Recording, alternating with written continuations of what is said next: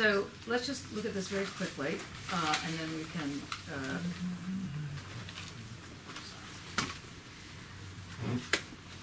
So the ones you cannot do. Okay, so this will be easy. You cannot do the Format Brothers.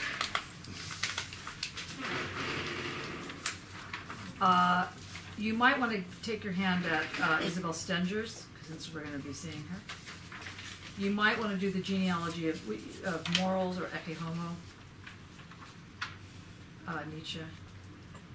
The real core of the course are the following people. Joseph Beuys, Deleuze' Logic of Sense,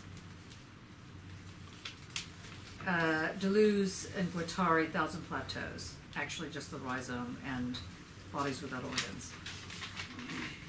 I'm not allowing you to do Einstein yet because you'll blow a gasket. I think with Foucault you could do, where is it? You could do Sex and Truth. That's probably good. It's always good for a laugh. Now, you could do Abnormals, also quite good. But actually, you need to have some training in Foucault. Fakir, Foucault. Heidegger is probably essential in that sense, identity and difference.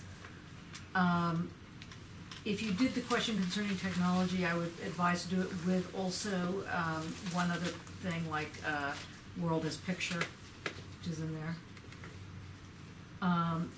The Forgetting of Air in Heidegger is very sensuous. It's a Iri Garay.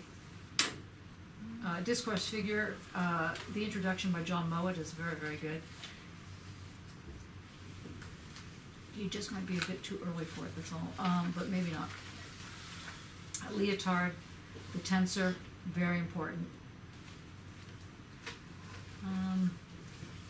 I say I've got Mowat down here, Goldbug, that's the forward to the Leotard piece. That's quite good. And that's about it for this group. In the second, in the other one, Acker, Pussy King of the Pirates. It's very difficult to do that one, just want to say. The Arcades Project.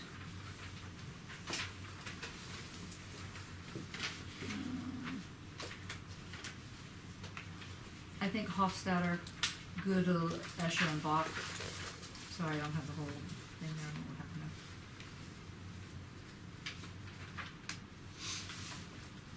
there. And for those that really are obsessed, lectures on the foundations of mathematics, Wittgenstein. I think Ajana will jump to that one. Just saying, you like the last one. Okay, so that would be, I'd narrow it down to that kind of about 10 major books that really, come under the thing. Groundless Grounds. Oh yeah, Groundless Grounds. I was looking at this. Groundless Grounds. Yeah, that would be very good. So if you had to narrow it down to 2, I would do either Heidegger's Identity and Difference or Groundless Grounds. Groundless Grounds is on the Central Readings number 4. Huh? Did you say the Joseph Beuys one? I did say Joseph Beuys. But you have to be careful because I don't want a description of the work. I want an analytic. Like, what is it that moves Beuys to choose how he does it? That I think Heidegger helps. What about the chocolate flavor? I think it's too general. I think it's a good background reading. Yeah. More about the cloud one now. Yeah, that's going to send you in, sort of another. Yeah, you could do it, but it would really be a very painful experience.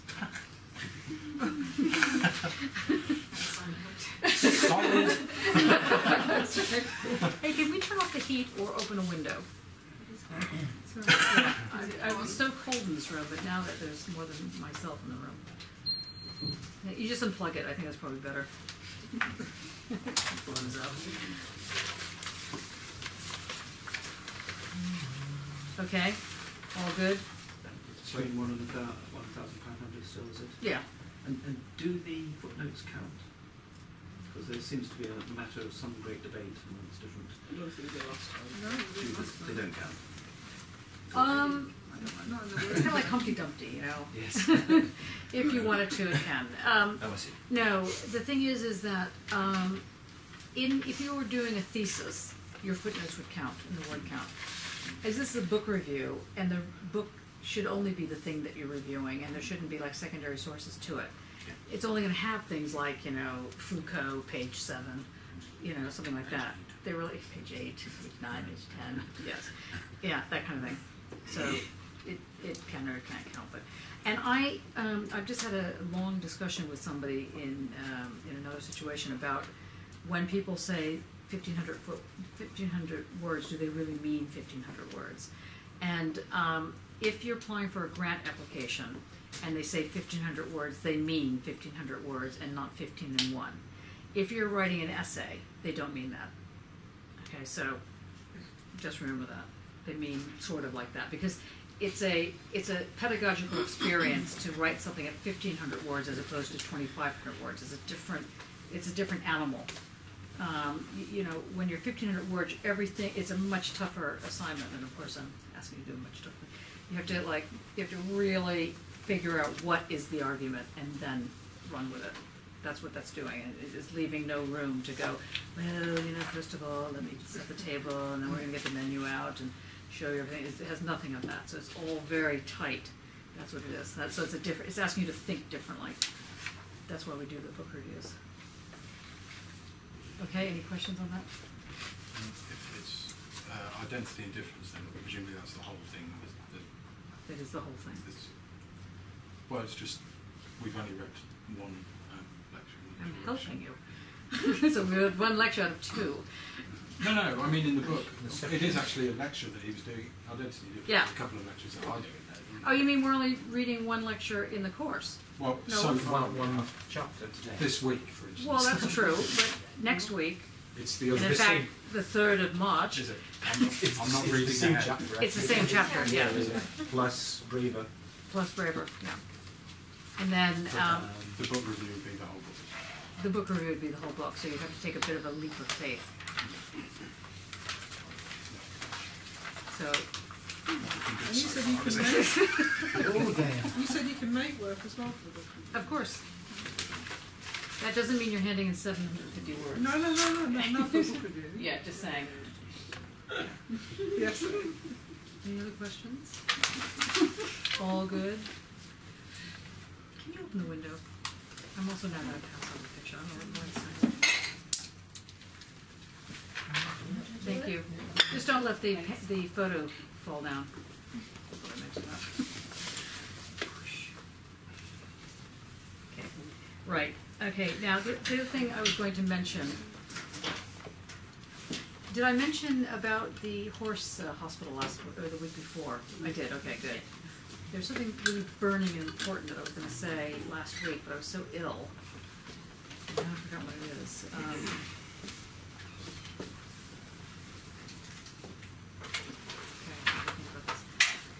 And I'm sure that Mattia was good.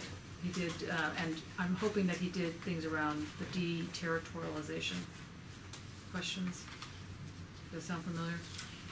That word never came up specifically. That word never came up? Oh no, it did. It did. It did when he said I'm supposed to be talking about details. Seriously. Yeah.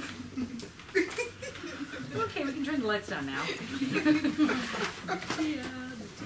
Okay, so if you turn those lights on over there, Khalid, there's a light there. Because I've set them up now that we can see them. See?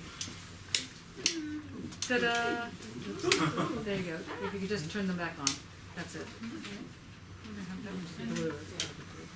Is that okay? Is that too dark? Oh, you gotta put yours on there. Yeah, on the floor. Yeah, well done.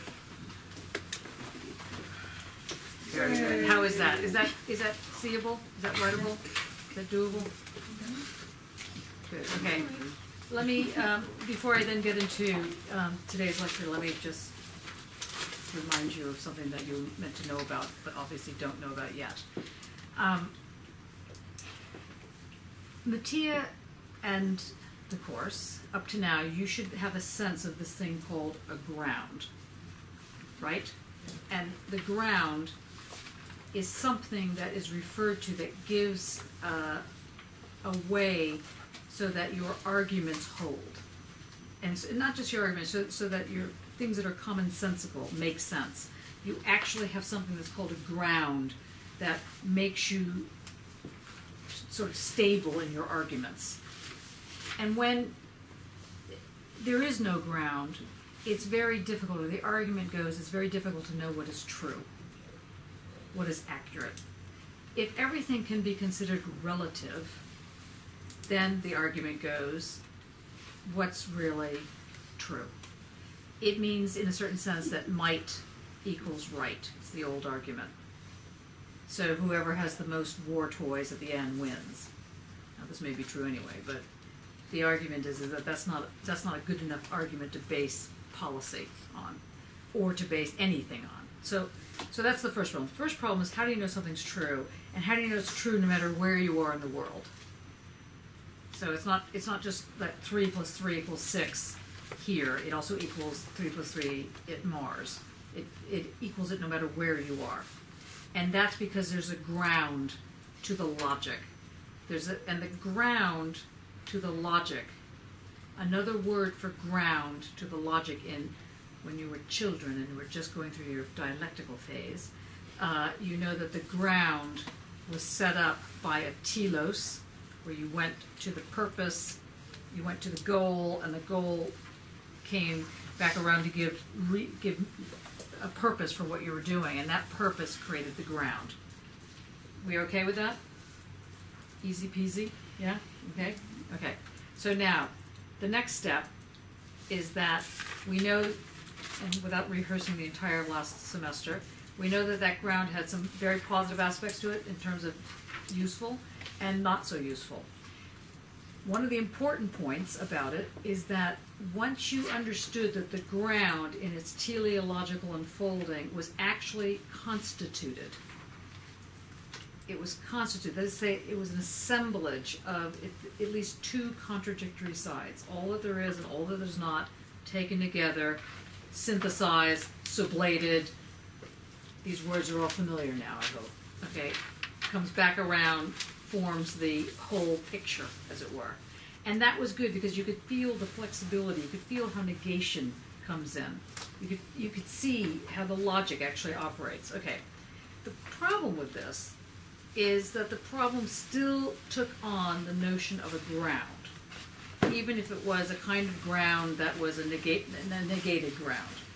So what the Fluxus artists were doing, and what Nietzsche, you could say, way before that, was thinking about, was, is there a way to talk about systems without invoking a hard system, that is, a system that can't change? Because if the system doesn't change, then either it's given from God, A, and then that doesn't account for how things actually have changed. Like, we're living in a time period that's very different than the Middle Ages in some scenarios anyway. So, and on the other hand, there's another whole aspect of how do we actually incorporate change as the basis of what it is to be human, while at the same time keeping everything more or less the same. Because that becomes the next problem. On the one hand, you want invention, you want creativity to be the font of life. On the other hand, if there's too much creativity and too much font of life, seems like it's all over the place, and then you can't make sense of it. So this was the dilemma. Now, we started the course by talking about Fluxus. And Fluxus was getting rid of the frame. Fluxus was all about flow, and to see what was attracted and what came together. Foucault presented a remark, and it was developed in Deleuze and Guattari's work, on this thing called deterritorialization. That's the word you were meant to learn last week. Anyway, It was not Mattia's fault at all, because about 20 minutes before the lecture, I had such a headache that I hadn't had in a long, long time. I told him, you have to teach them about detutorialization, and I just left. I said, don't worry, I'll do that. Anyway, it didn't give him a whole lot of time to prepare. Okay, so the word territorial implies ground. When something has a ground, it has a purpose, you feel like you're centered. But if something is nomadic, if something's dispersed, or what Foucault will say, deterritorialized, it means something very different for then the establishment of meaning. And Foucault, in his anti-fascist remarks that he writes as in the preface to, in the preface of Capitalism and Schizophrenia by Deleuze and Guattari, he writes in the very beginning, in the preface of that, a sort of treatise against fascism. And one of the aspects of it is that you must understand how to become nomadic, how to live your life in a deterritorialized manner. Now, he's not speaking about living in displaced persons camps. He's talking about something else that is required of the mind and the body and the being to do in order to fully become creative. There has to be this nomadic curiosity. You see something and you go, oh yeah, that looks interesting. I think I'll see what that, whenever I went like that, you're attracted to something. But it's also what he develops further, and what I'll circle back hopefully later in the lecture today, but if not, then next week, that it's not just oneself, the I of me, going, oh, that looks interesting, but the whole thing called human, going, oh, no, that's interesting. So we're going to, like I said, I'll circle back, because we're going to try and understand this role of the artist, this role of becoming something. Now, one of the things that is always very difficult to figure out how to introduce to you, to anyone that's trying to learn this stuff, is the Heideggerian move.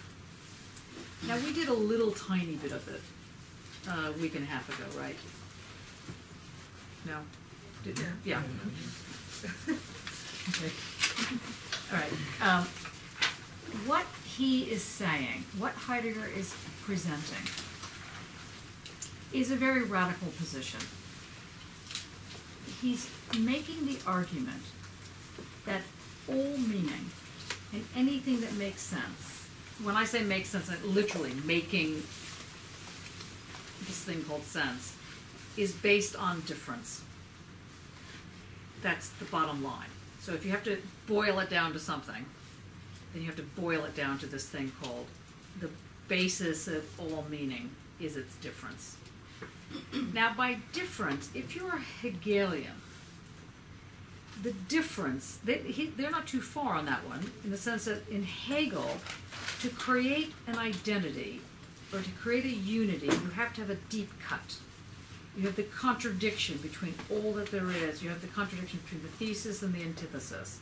It's a deep cut. And that creates the thing called difference. But that is not what Heidegger is talking about in difference.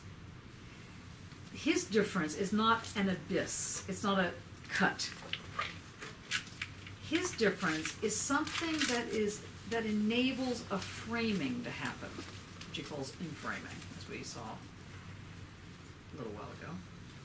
It enables some form of the frame to happen. So it's very important that you understand that the notion of identity in the A equals A, thing, presupposes that they exist as already different. Now I'm going to come back to that because another way of putting this that we'll get into in the text is that difference names pure existence, or any existence, not pure existence. Difference is existence. Now, I'm going to make a little leap here. Another way of saying this is that, okay, so let's say the first way of saying this is that difference is presupposed in identity.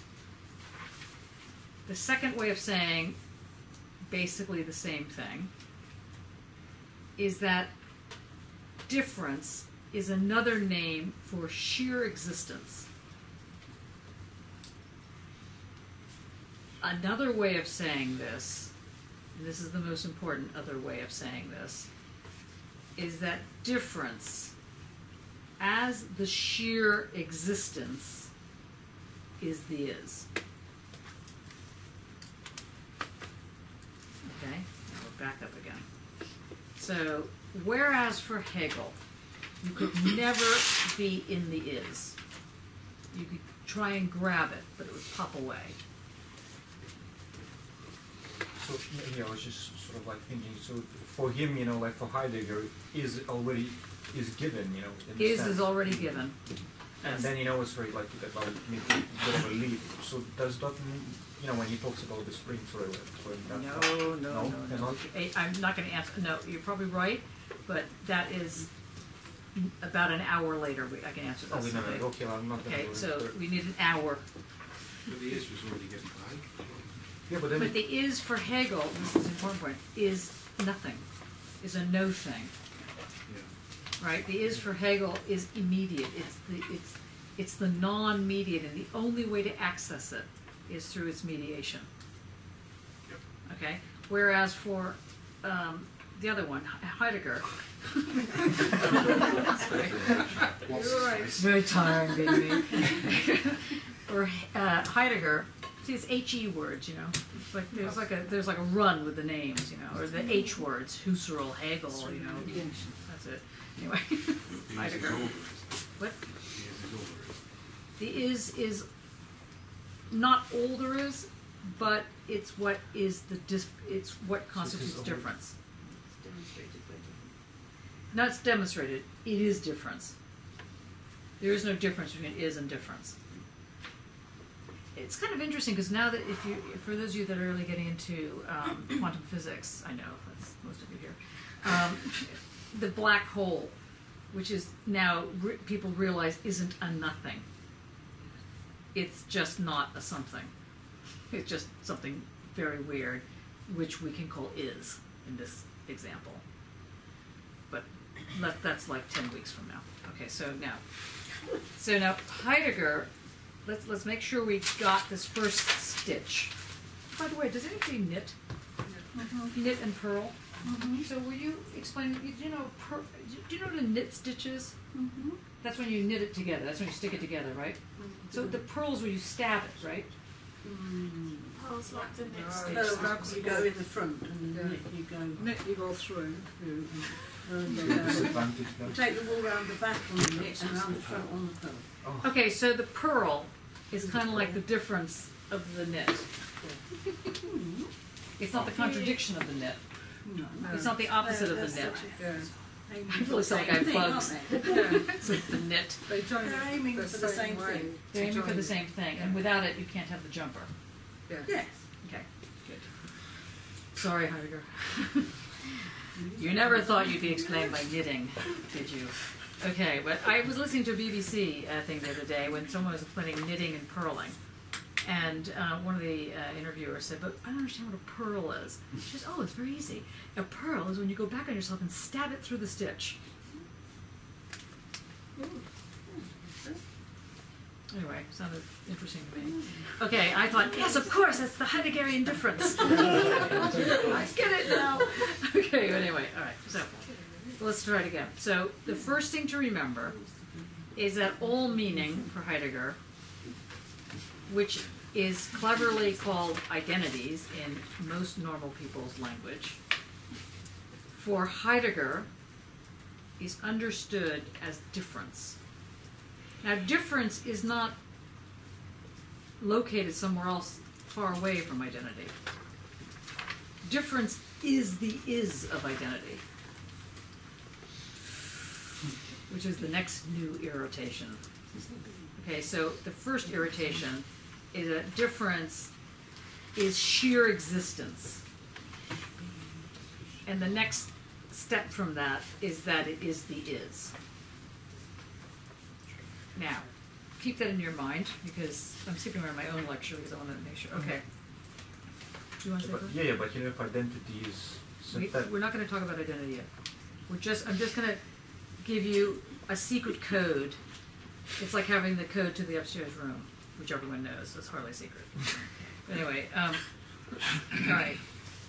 So is this existence as in everything that is, or is that existence as in us as individuals and everything as individuals? Yes. Within that existence. Both. Yeah. Yeah. Okay. Now, where this becomes, let's say, really thrilling, for people like myself, is that this becomes the basis of postmodernism. This move is when if you identify yourself as a postmodernist, if you think for a minute that you're sprouting postmodernist, rhizomes in your head or something like that, where that's coming from is this one major move that says that difference is the basis of all identity. But it's not just the basis of it. It's not like the base and then there's a superstructure called identity. It's within identity. But it's not within identity at the level of, let's open up this coffee cup and inside we see, difference. No, it is all part of it. So, for example, thinking on your sound piece today, the sound, the movements, the kind of, that made it be whatever it was being, that is in the piece, but it is also the piece. You see, so it's much easier to explain it in terms of acoustic moves in that sense. Questions so far before we get to the really hard stuff? Okay. Is this sort of reminiscent of negation, is it? Yes, good. But how is it not negation from Well, Adorno's point of view, from the point of view of all the creatures that we've looked at before up to now? Like if you're looking at dialectical negation, what happens in that move that is not happening in this move? Adorno's negation is something I do. Yes. It's a remainder. Yes, and that's part of the surface. And I this don't, has- I don't get surface actually. I'm not sure that I understand when people say surface. Does that matter?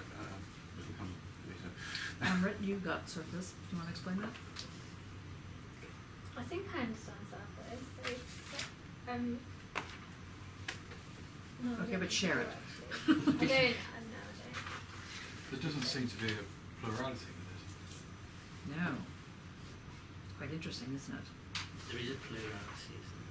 That's the No. plurality of identity within individuals. Yes. If everybody was but it's no and it's yes. Because what I'm trying to say here is that there's a thing which we haven't been introduced to yet called singularity. And it's the multiplicity of singularity, which I wasn't going to bring in bad. yeah, I know. Okay, let's just not go there yet. Let's put down on in your mind or on your paper or something the word singularity. Singularity seems to sound like it means not plural. That's fair, right? Yeah, yeah. But in fact, That wasn't quite what I meant, but yes. see, it's like a virus. Yes. Can I ask approach it from the other end, just as you said that I was about to ask from the other end, and it's both. You can have plurality of Let's talk about this word plural then. Okay, There isn't a not side, there isn't a not side. because we're in the immediate. We're in the immediate. Yeah. I'm sorry to keep repeating you. Say something else and I'll repeat it again. Yes, that's correct. Right. Yes. But it can still be differentiated. And that's where Yvonne is getting into. That's where the plurality of the singularity comes in. So now what you need to understand, now that I've lost most of you, now what you need to understand is that you don't need to understand this right now. For those people that are asking the questions and want to have the answer, this is a secret message to you. Okay, the rest of you, don't worry, just do your nails or something. It's really okay. It's not a problem. We'll get to it. But the thing about the multiple singularity is that a singularity names a slice of something, like a slice of time, like a dimension. It doesn't have the same, let's say, construction that a fragment would have. It's not talking about a whole. So the 0 and 1. Now just listen to this part, because I'm sorry if this is just like, I hate you, I hate this class, I don't know why I'm taking it. So if you're in that stage, it's okay, just hang in there, because everybody will come on board eventually. But for the time being, the 0 and 1 in a modernist or classical notion of either mathematics, Newtonian physics, really classical work, 0 tends to mean infinite or nothing, and 1 is it can also mean infinite nothing. It's the amount, right? So you have 0 names this thing that's like not an amount, is every amount, whereas the 1 names different types of amounts. That's not what's being said in the postmodern move. The 1 names the segment, and the 0 names the plane or the surface.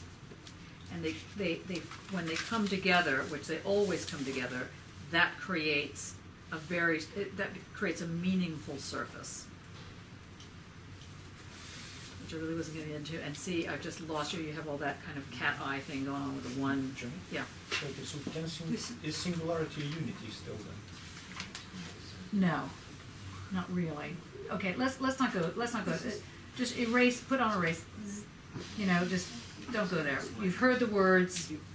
It's complicated to try and develop it at this point. So let's start again. Let's say that we know that the principle. So the lectures are written in 1957. Now I give you the date because the date's kind of important. Not that you have to put it in your book review. There are certain things you can leave out of a book review. One is Heidegger was a German philosopher. It doesn't matter that he was German. It pretty much doesn't matter that he was a philosopher. We're going to take that as read. So, Foucault was a French philosopher, any of that kind of thing. So it's unnecessary. It's like, the main part of the dinner. You don't eat it. Okay, it's fast food. Okay, so you're just going to just go in there and say. But I'm telling you this now for this thing. In 1957, cast your mind back, for those of you that were alive and for those of you that weren't alive, try and think, what does 57 even mean? 1957, where were we in the arms race? Cold War. Atom bomb, when did that get dropped? 46.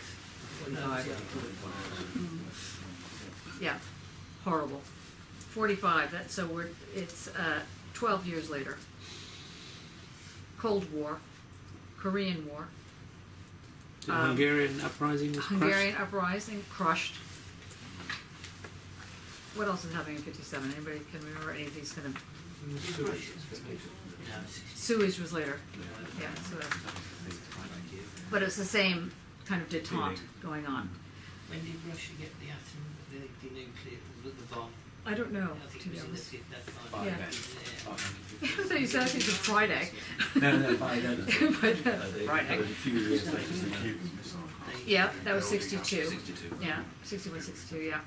Okay, so just get a sense of this. Heidegger, meanwhile, Germany has lost the war. Husserl, his teacher, he had outed as being a Jew who's carted off. He takes on Husserl's position as the rector of the university, which is kind of amazing. Anyway, that's not, just remember, academics are like, they're not the scum of the earth, but it's pretty close. It's like there are scummer people, but it's a fight to the bottom. Anyway, Heidegger is expected when he gets the rectorship to apologize. to apologize about the whole Husserl incident, to apologize about being a Nazi, something, you know, or he always claimed he wasn't a Nazi, but his wife was a Nazi, you know, so whatever. There's all these different issues going on with the Nazi issue. And anyway, here he was, you know, writing fantastic philosophy in the middle of all this, you know, war that's going on, horrible war. Okay, so instead what he does is he gives this lecture, the Identity and Difference lecture. And people are so appalled that for a very long time there was really no real taking up on this lecture, because it is one of the most brilliant lectures that I think has been written in not forever, but pretty long time.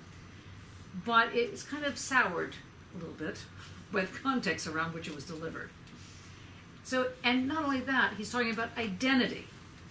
And he's talking about the importance of a society based on difference. So get the irony? So he didn't say that he was giving an apology. He refused to give an apology. Instead, he said, this is what I have to say about it. And there has been a lot written about this. That, in fact, this was his way of saying an apology. He's saying that, you know, difference is the foundation, and we all know about the final solution and all the rest of this kind of... I don't know.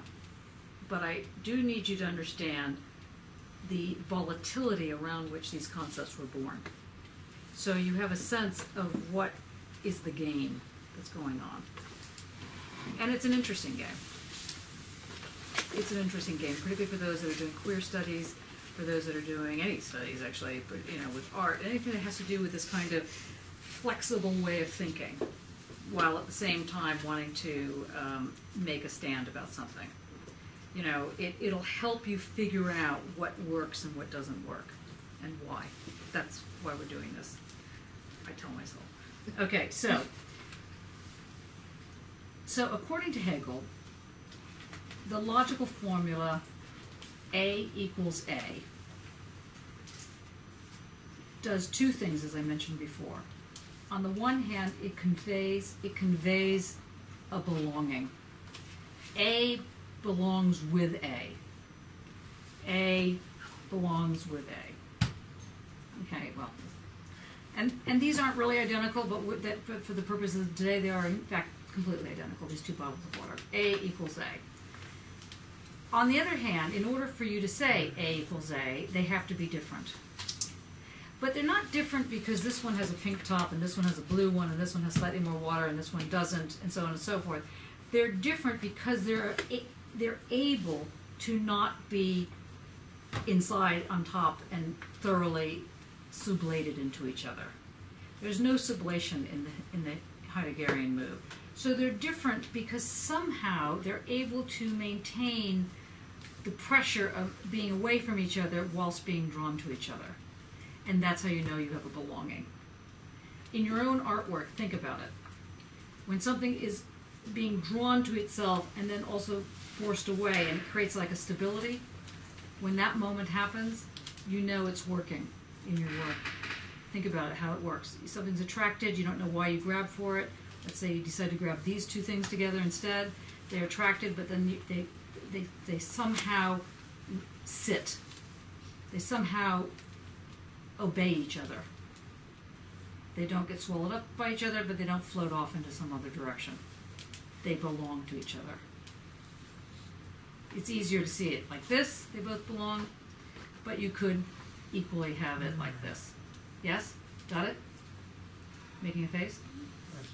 I had this at A this morning, so Okay. A is A and A equals A, you know, there's a difference Yes. in that saying, and I was like trying to get my head around I it think and nearly just slipped out. Like, when you... Okay, good. I think the equal sign is very misleading because Why? it's not equal doesn't actually mean that it's the same because There's you two have three identities. in maths you'd have three lines to mean identity. This is exactly the same as that. So equals never actually means this is the same as that. It never has done. It means it's And the it's same. the way of understanding it. So it's what he says at the beginning of his lecture.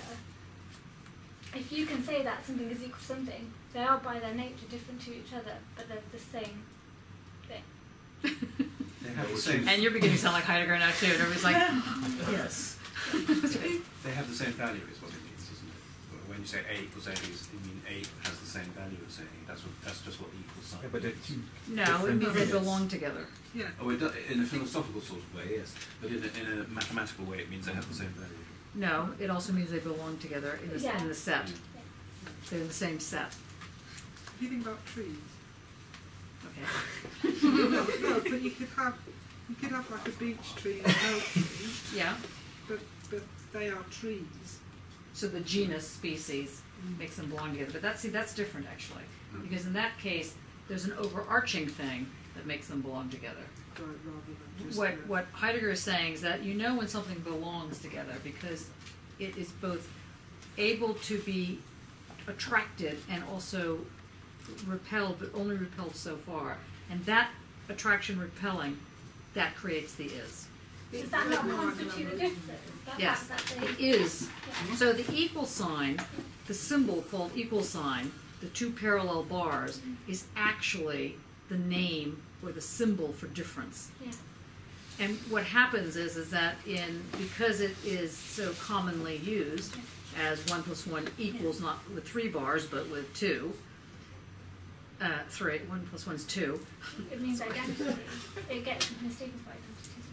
It is identity. It is, okay. It is identity. What's mistaken about identity is that identity is not a point-for-point ratio. What identity is that which is unified through difference. Could you say about identical biological twins? Are you losing the will to live back there? Yeah, Yes, ma'am. identical biological twins instead of two bottles. With biological identical twins, they're both the same, but they're different. There's a separate identity. Yes, but you don't even have to go to biological twins. Yeah. Does it go like further than that? Is it like, I want to say like it's like, isn't it like how like atoms react to each other? Like, like everything. Like, do you know what I mean? That Not really. Yeah, no, seriously. So how do you mean the atom thing? I don't know, Because electrons. like how like no atom can like inhabit the same space, can it? Let's not go to the atoms yet. Okay, let's just stick with A equals A. Just that. Can you just have the end of the sentence that you said? You said the identity is not a point-to-point ratio, rather. It's not. In other words, identity is not a point-for-point literal relationship. That won't produce meaning. For Hegel, he said more or less the same thing. Identity can't be a point-for-point relationship. It can't produce meaning because meaning requires movement in it somehow. If it doesn't have movement, it's only going to be a static position, which is what can sometimes happen with your artwork. Your artwork, if it doesn't have movement in it, it will produce a stasis, and the stasis will kill the work. So it won't give it meaning. It'll do exactly the reverse. It'll close down meaning. It'll make it not meaningless, but just fluff, or not good fluff, annoying fluff, or something where it just doesn't work. So on the one side, the ratio is the 1-to-1, so it's getting away from that. But on the other hand, so what it does do is that rather than going to the Hegelian move of bringing in difference, negation as a form of the dialectical move, he brings in the present as the actual move. The present becomes the arbitrator of what constitutes meaning. And what is the present in this example? In part, it's experience. So this is where the Kantians, for example, have a complete nervous breakdown with Heidegger. And a lot of people do, as a matter of fact. The notion of how experience plays its part. Now, one of the things Heidegger does around art is he gives art its due. He says it is not right to use not only a Hegelian analysis to understand art, to use any kind of systematic logic that will create the notion of belonging without realizing you're closing down belonging. This is why the so-called STEM rationalities, science, technology, engineering, and maths, that systemizing doesn't work for art. It's not that art is, everybody's like, oh, well, I'm just a genius, can't help myself, it's just like I have to do these kind of crazy things, and, if you don't understand, well, that's too bad, you're just not a genius. It's really not that. It's not that. It has to do with, there's a sensuousness that has to be accounted for. By accounted for, I don't mean you have to prove it. I mean you have to use it. You have to live it. You have to be able to make it live in your work. If the sensuousness isn't in the work, it's not going to work as art. And how do you understand when you've got it happening? When you've got, as the Fluxus people say, a happening. How do you understand that that's what's going on? Heidegger's showing you have this attraction and at the same time a repulsion. The longing to be together and the need to be alone. Together, alone. And you need to do this at the same time. It's not like one moment you feel like, I must be together, and the next moment you think, no, I want to be alone. No, it's absolutely at the same time. This is the tremble theory. Yes. It's the techno. It's the techno. Yes, Andre. Isn't the sensuous quite or slightly subjective as well? So just thinking. Slightly subjective. It's completely subjective. So just thinking of Guy's thing today, my perception of it, or not using the word, yeah. But my take, my sensuous experience of it is completely different to someone else's senses. So what I see as blue might not be blue in your eyes. So, but that's that's not what subjectivity means in that sense. But well, okay. Well then, because then my question's actually, going to be full. No, the question you're asking is a good question, but I think the question is actually, if you liked it because it raised all these sort of sensuous issues, and someone else found it absolutely mortifyingly, what was the word that was used? Cliche. Cliche, that was it. Found it a cliche and therefore found it bad. Did they hear different things? No. They heard the same thing. So then the question becomes, well, who's right? Well, that's a different issue. But what actually is going on there is the relationship of the sensuousness that is able to be caught. So whether or not people totally get it, don't totally get it, sort of get it, half get it, whatever, this is not what he's talking, it's not what Heidegger's talking about. What's happened? Just closing the window. Oh yeah, people are freezing now, yeah. But in that instance, it's what Andre and Neil, they're two different, what they brought to the table. That's right. That's making it. That's right. That's So making it what different. they're bringing to the table, well, actually, it's not so much. Yeah, it's that's exactly right. But that's still too individualistic in a certain sense, because the real question is, what was actually the table? What was actually the surface? Hang on a minute. What was actually the surface that was developed? Let's actually get to past my first paragraph, so we can actually, so you can really sort of, that's right, get the camping gear, okay. Let's try this again. Let me try, I have a better idea. Just one second. I wrote this two different ways. So try my easier way. What's that? Nothing. Okay. Okay, maybe this will help. I'm going to try the going through Joan Stombaugh's introduction. Now, that is a fairly comprehensive introduction. Again, it's one of those moments when someone who's writing the introduction is actually saying something quite readable. So, if we go to her, does it help me to put it on the board, or put on the whiteboard? Do you want to just look on with each other? Don't all yell at once.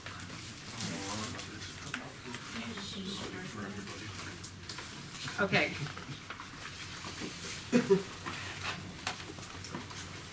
So the first thing to understand is that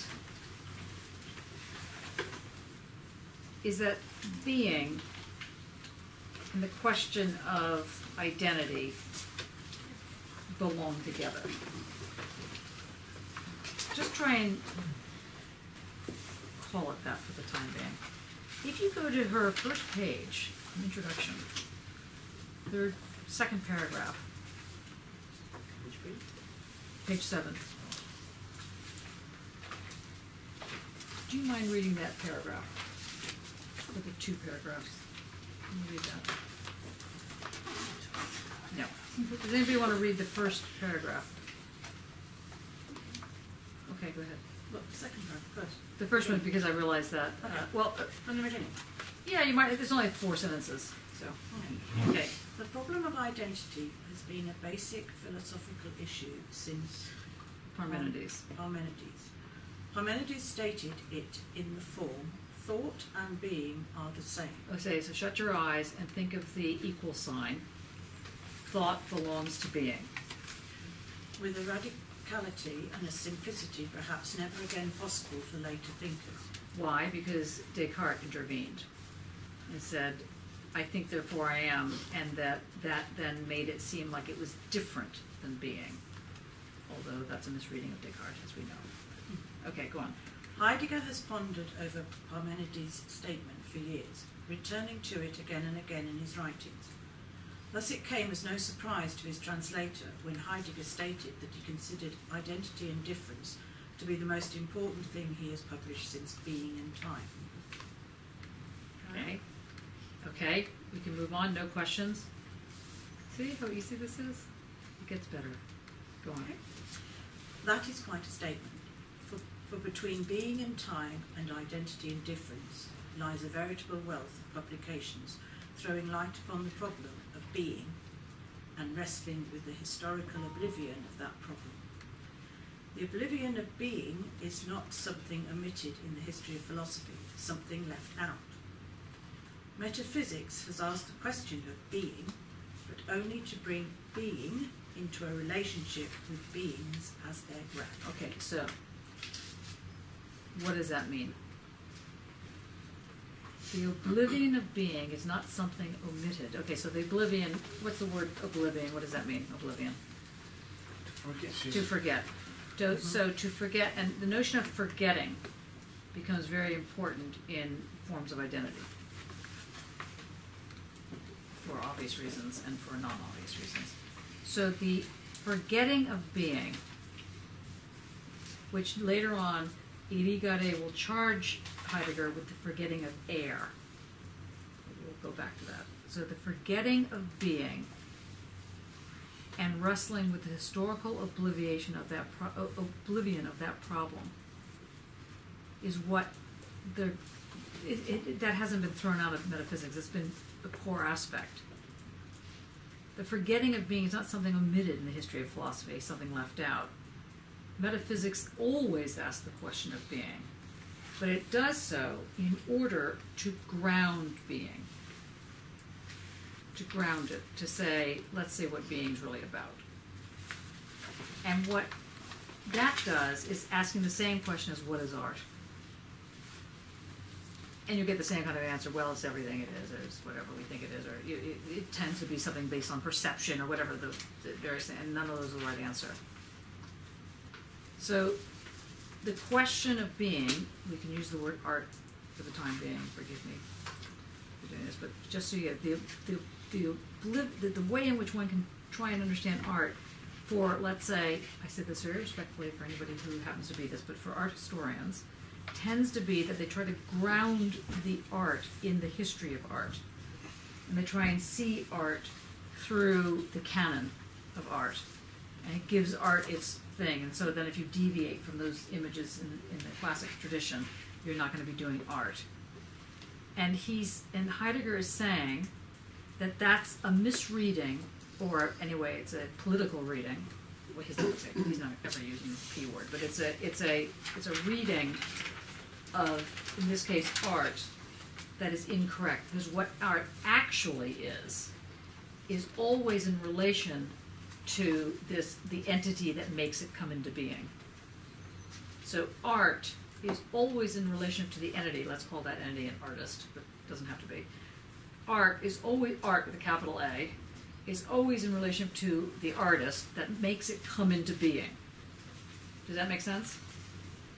So let's just translate those words. Now let's transpose those words. So being, capital B being, and entities, little ant entities called human beings, come together to create the is. Right? Clearer? Let's try it again. So art, capital A art, what is art? Nobody knows because it's not knowable. It's not because it's not knowable at all. It's because it's not knowable using systematic thinking like the sciences, technologies, engineering, or maths. That form is not going to get you any closer to understanding what, in this case, art is. Because art only comes into existence through the link with the artist that create then this is. This is art. This is art. Hey, your film. Okay, so you see, so you have this energy ball. So you can't think of art, put in parentheses, Dasein, being. You can't think of being as anything other than this throbbing, humming energy ball. That if you try to pull it apart, it's just not going to be either big B being or little b. It doesn't exist unless it's in this sort of bubbling energy phase. Yes? John, no? I was making 8. I am not following you. So it's something temporal then? What's that? Temporal. Yes. But it's not quite. It's really spatial temporal. It collapses both. Yeah. It actually gets more spatial than it does temporal in that sense. Or to put it differently, time becomes simultaneous time, and that creates spaces. Yeah. Yeah? Yeah. Okay. Okay, so metaphysics asks, well, what is, I'm going to read that slightly different. What is the definition of being, would be the question. What's the ground? And the answer is you can never understand the ground by trying to find a definition for it. It just won't happen. You can substitute the big B being like with God in this sentence. You know, then. Why would you want to do that? I was just thinking because the big, the God was the reason why things exist. Like say when Hegel was thinking his system through. But if the big B being Dasein, D-A-S-E-I-N, Dasein, let's say it can also be understood as God, but let's say it also is understood as the out there, the over there. So when you're born, the over there is like history, or your community, or the world you are born into. That's the there that you're born into, and you come into relationship with it. You're not standing on it, like you're not standing on the ground of history. You're in relationship to it. Okay. Is it the same as the other? What? Is it the same as the other? Is it the same as the other? Not really. Let's just try and use these words. Being, ground, little b being. I know it's annoying. Okay. Sue, you want to continue? Mm-hmm. Identity and difference shares with being and time the fundamental problem of the relation of man and being. But whereas in being and time Heidegger began with an analysis of the meaning of man, Dasein. Now, Dasein, of course, doesn't really mean the meaning of man. Dasein means being, is the there. Dasein. Dasein. What? The one, but it's the one that's there. Yeah. Okay, go on. Proceeding from there toward an understanding of being, identity and difference asks about that very relation itself as the relation of man and being. Okay, you see that? See the difference? So what's being looked at is not either side of the equation. What's being looked at is the equation itself, is the equal sign itself, is what makes it have a relation. So this becomes the basis of the attack on identity politics, incidentally. Yeah. No, okay. sorry. it's- The basis of identity politics. Because the identity is not constructed in the manner of which one is I am gay, Jewish, female, you know, whatever the 15 impressions in the various, I used to call this 15 shopping carts of oppression. You know, race, class, you know, you could play who was more oppressed than the other one game. Always a fun game at parties. You know, well, you know, I come from the working class. Well, you know, you had a house, yeah, well, but I didn't have shoes. You know, on it went. You know, so the one downmanship argument goes along with the shopping list of oppressions. Okay, and that doesn't happen in the Heideggerian move. A lot of people have found that problematic because that was then considered not political. But it's just different. One can make an argument it's a different thing. Okay, so it's the components. I mean, it's not, so just the next sentence and we'll skip a little bit. Does not inquire into the components of the relation, but into the relation as a relation. Okay? Clear. Or not clear. This needs to be clear, not clear. Can you articulate what isn't clear? This is the great thing about not being clear. No, it's just not clear. What do you think? I don't know the meaning. So you don't know the English meaning, or you don't know any of it? The relation as a relation. Okay, so what does relation mean? Do you know? Yeah. What does it mean? Something in relation. Something in corresponding with something else that can be compared with something Yeah. else. Okay? So the something, let's say that's this hand, that's being compared with this something else, this other hand, is in a relation like this, right? And that to there, that bit, that's the relation. So it's not these two parts that are being looked at. It's this part that's being looked at. So the relation, this part, is what you're looking at, not this part.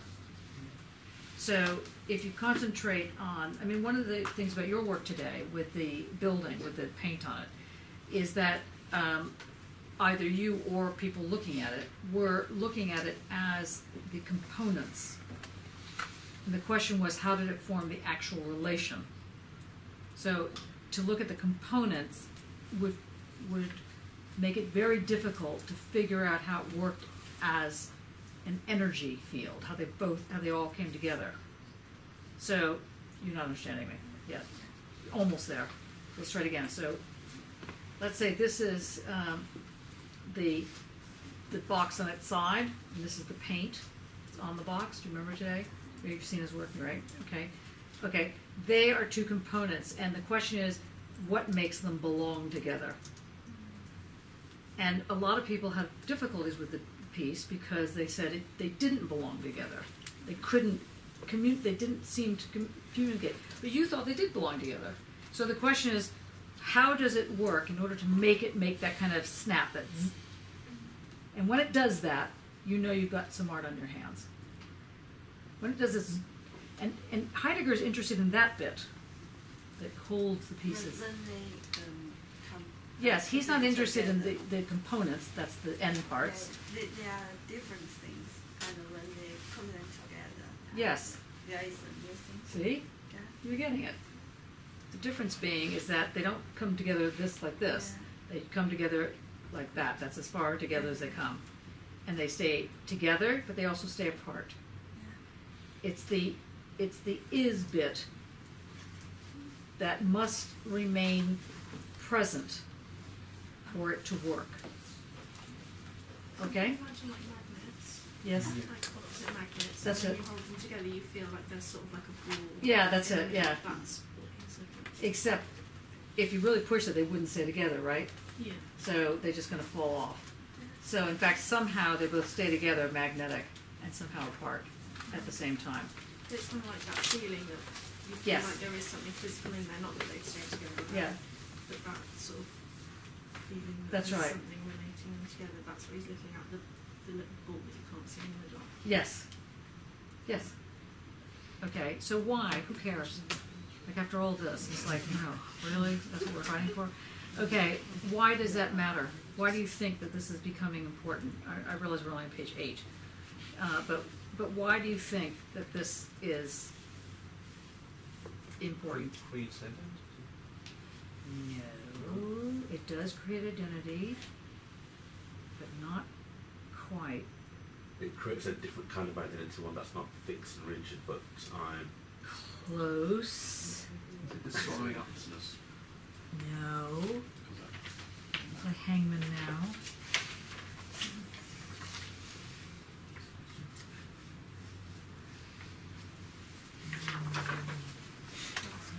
So what's the question? Not that. What is does it that? important? What does this thing here? That little bit. What's that doing?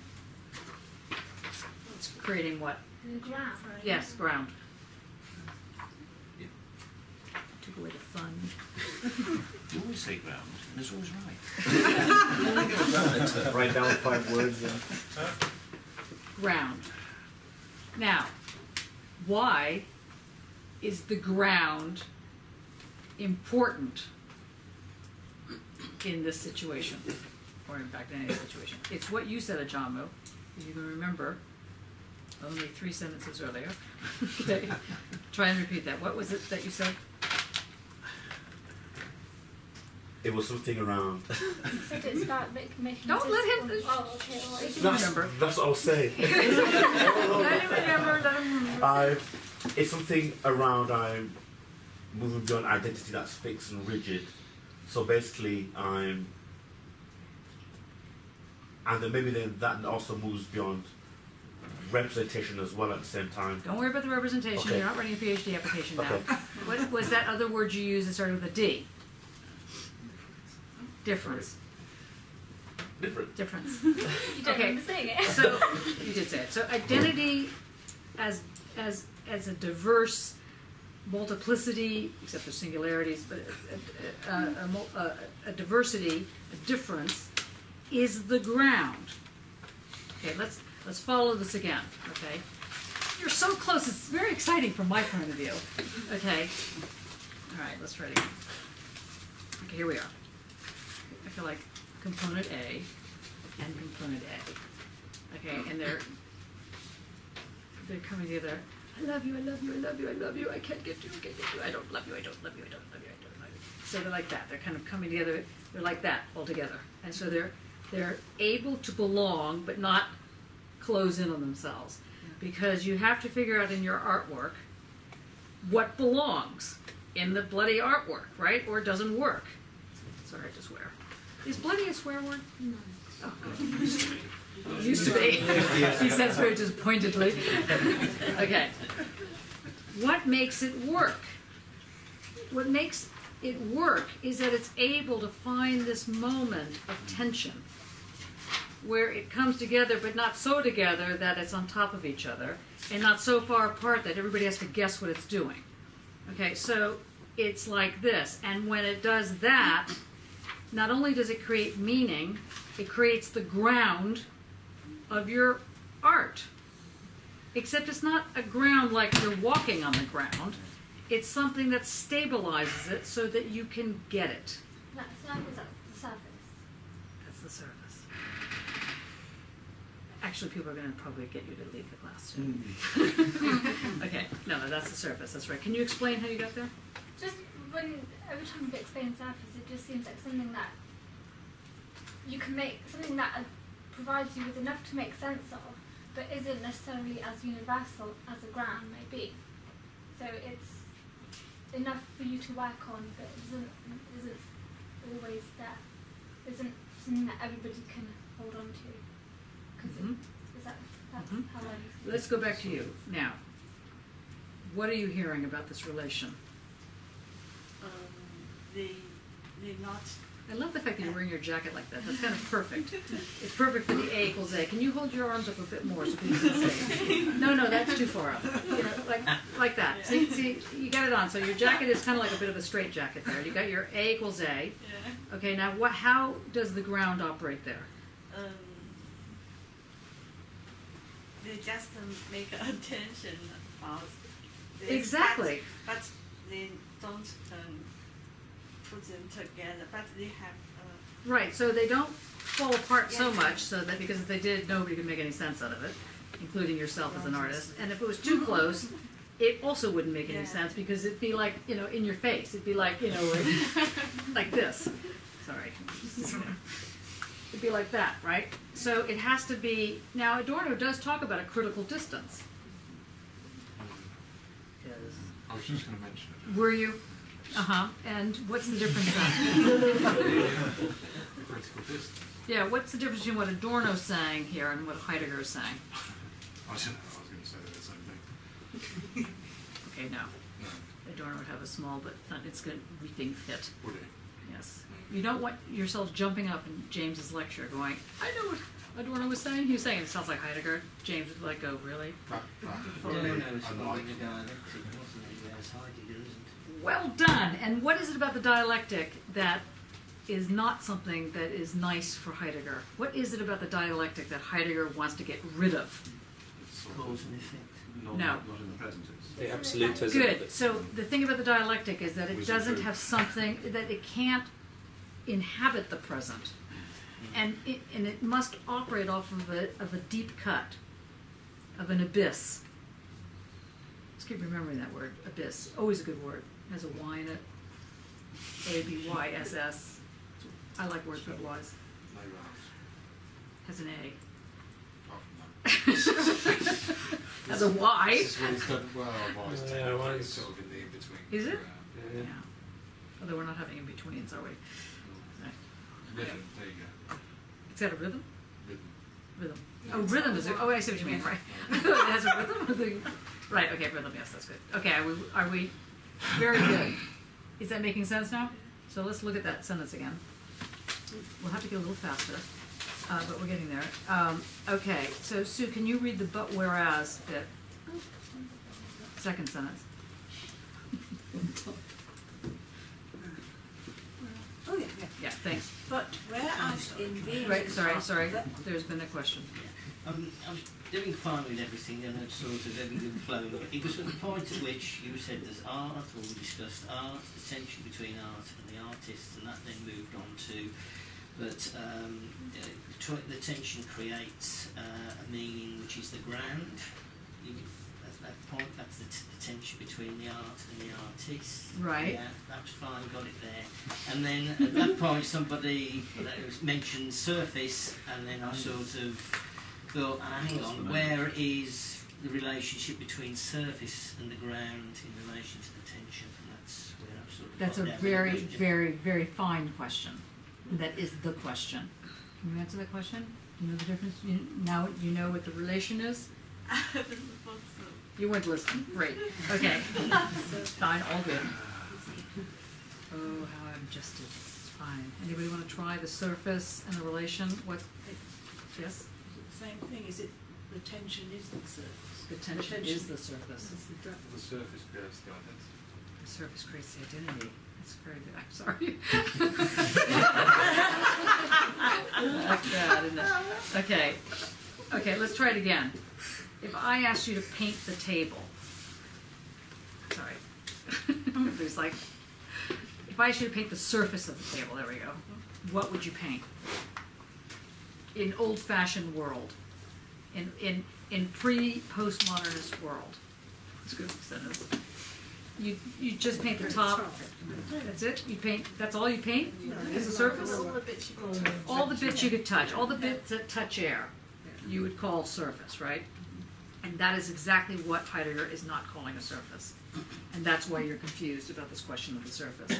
Because the surface really means, once we got through the whole craziness of everything, once we were with Adorno, and we found out that the negative dialectic creates, let's say, the sheen the timbre, the kind of nuance that gives meaning, that the indissoluble something, i.e. the surface, is that which actually gives the meaning to the truth or to the whole.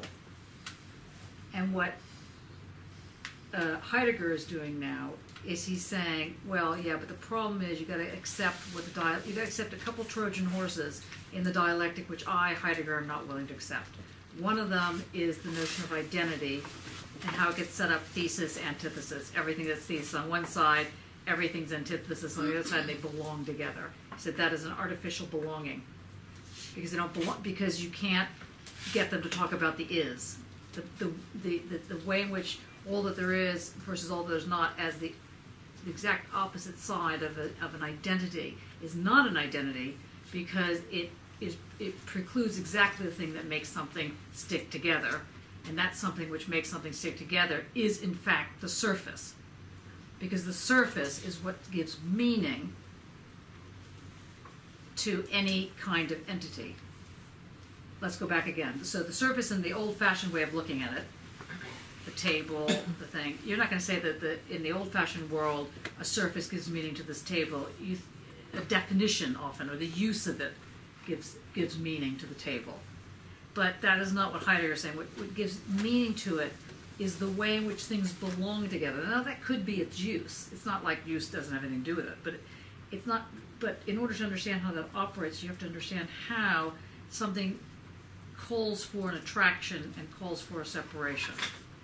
So it's always the process. It's always the process, yeah. So on that they all agree. Hegel, Kant, they're all of them. They're all in the same playing field on that one. Yes, it's the process. The difference is that Adorno is probably the only one of that crowd, of the dialectical crowd. Well, mainly there's a red review, but anyway, he's the only one who's looked at. That understands how that surface operates as a negation, as a negative, as a not there. Okay? But the problem is for him to accept that, which is for Adorno okay to do. For him to accept that, it means he has to accept the notion of the contradiction that creates the deep cut. And Heidegger does not want to accept that, because he's saying that if you accept that, then you preclude the is. And if you preclude, and you preclude a very specific type of is, the is that creates this attraction, the is that becomes the basis of relativity theory. E is attracted to mc squared. Is not, if E equals mc squared, it's the mc squared is stuck to the E. It's not that there's actually this linear thing that goes E, 1 equals 2 plus, 1 equals 1 plus 0. It's not like that kind of equation. It's that they're stuck together. So what Einstein realizes is that the way in which reality works is the way in which the attractions stick. And it's this stickiness that is what creates an is. It's not that you start from a ground and you move forward, or you start from a purpose and you come back around and make the ground. It's that you have the is. That's a very different leap. Johnny, that sort of had a question. So does it mean that actually ground is always already with you? Yes. It always follows you, even like you said, that's the spring, not the spring off, but the ground always follows you. But you can miss it in the sense that you might not take the leap. Or you might, if you're an artist, you put things together and you don't recognize the ground that lies before you as the ground, which is just the surface. So you dig down to find the ground, when in fact the ground is just in front of you. The ground is for him, for Heidegger, for Wittgenstein, for Nietzsche, for Einstein. The ground is that which lies to hand, and that can be pulled together. Is it in the present? We can't, it's the past and it's the future, but is the present. Yes. Can't really grasp, but it's always there. Yes, that's right. So if you have, I think we've done this before, but so here you have square, my lecture notes. Really, the whole thing. So if you had it like this,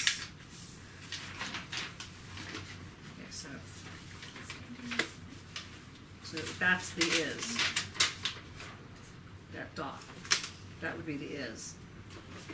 Right? And then the rest of it, if there's anything that goes above it, would also be, let's say that's the future, that's the past. So it's a very different, actually, let me draw it like this. So you have, what Heidegger is beginning to talk about is this kind of relationship where you have the is this thing here. And that if you had like a, we don't have a napkin, but if you had like a, oh yeah, can you just give me that napkin there? That's black napkin. Sorry. So, here, thank you. So, okay. Okay, so this is the is, right? And that's the sort of, so let's say this part of the is the future in the old world, and this part of the is the past. And the way Heidegger will look at it, and there's a lot of these characters, is that the is here, and the past and the future are here. They're together. And there's a rabbit. So that's the is. So you're looking at a very different conception, but we're not going to go there because that is like when we get to difference.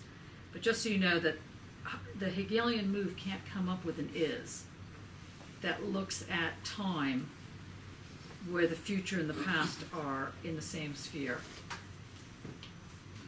Now you might say to yourself, well, why would the future and the past be in the same sphere? That's nutty. I mean, and maybe it is. Maybe it's just science fiction. And maybe it's not. Anyway, we'll get there in a minute. Okay, now, more importantly, forget about the is and the future and the elsewhere. That was very bad of you. But if we just think about the fact that this structure that's being talked about is a surface. And with Adorno, the surface, what the surface is attached to is the dialectic, is the movement of the dialectic. What the surface of this table is attached to is this table. If I sliced it off, it would go somewhere else. It wouldn't be that thing I threw it somewhere, it wouldn't be the surface. What this surface pardon me, is attached to is this relationship between being, let's say, between artist and art. We'll use that example until it falls in place. Okay, Sue, next sentence. Which is not thinking. What? Yes. Yeah. Well, no, the one before it. It does not. It does not inquire into the components of the relation, but into the relation as a relation. So it's not at all interested in who makes the art or the thing that's made as art. It's interested in the fact that they belong together. Okay, go on. Mm-hmm. This manner of thinking about the problem of identity sets Heidegger apart from the traditional metaphysical consideration of that problem. Okay, now skip all of this, because this is all very interesting. You can spend some time on it. We'll skip Leibniz, we'll skip a lot of these people, the monad. Now, we're skipping the monad, for example, but just write that down for anybody who's going to write on this. The monad is the best way, a way of thinking about the monad is that it's not able to be reduced any further than what it is. So another way of saying that sentence, that it's not able to be reduced any further than what it is that if you have this relation between art and artist, let's say, if you keep reducing the relationship to it, at some point, if you reduce it all the way to zero, all the way to it, so it's on top of each other, then it no longer has its spatiality.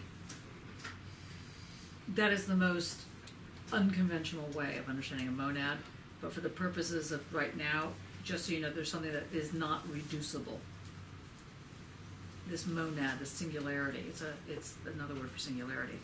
We're going to find out. Okay, but we'll skip through that because it's all very exciting. Okay, now, so now if you can go, Sue, you're going to be our reader for today, is that all right? Okay, so if you go to page 10,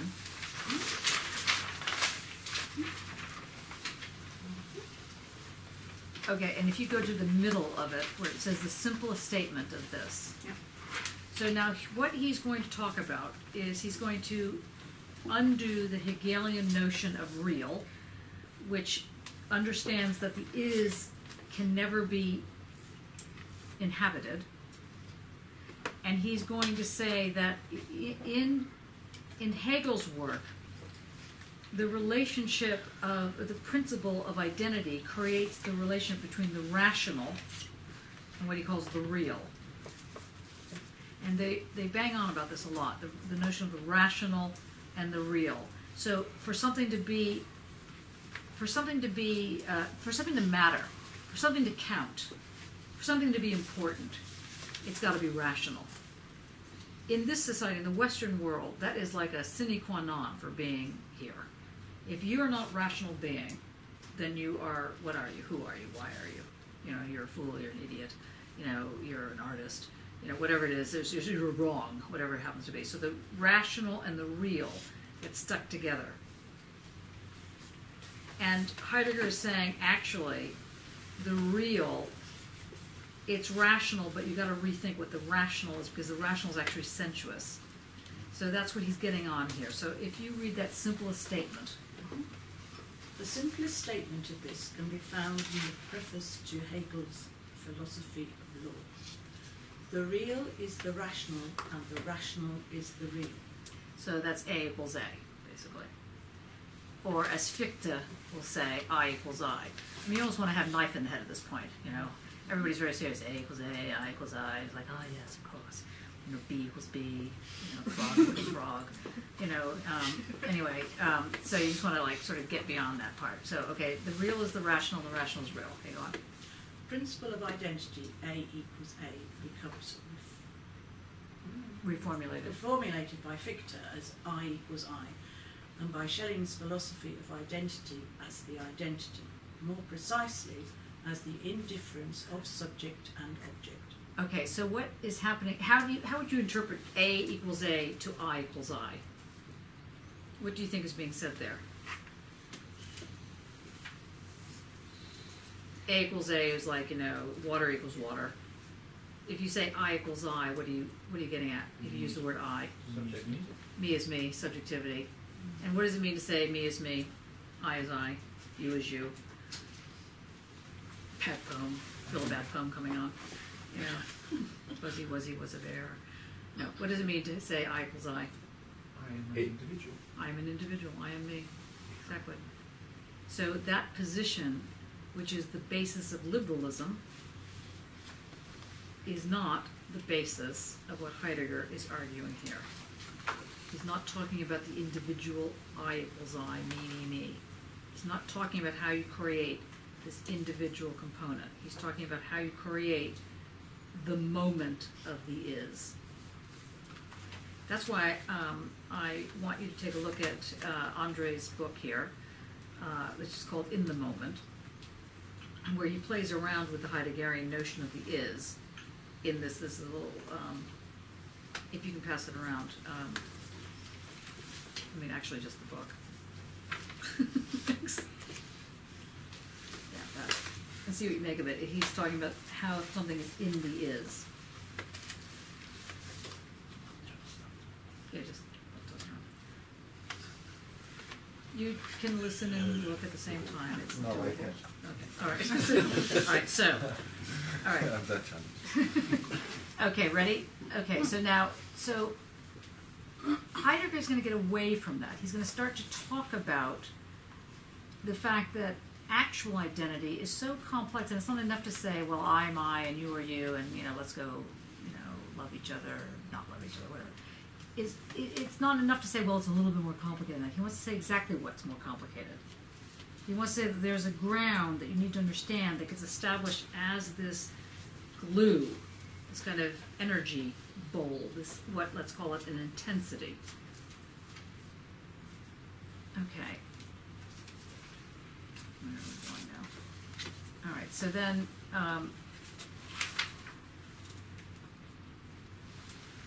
okay, so now, so the next step is that Heidegger then relooks at Parmenides' equation, so we've got the first part of the equation of the belonging together, right? So this is if you can read that bottom of page 11.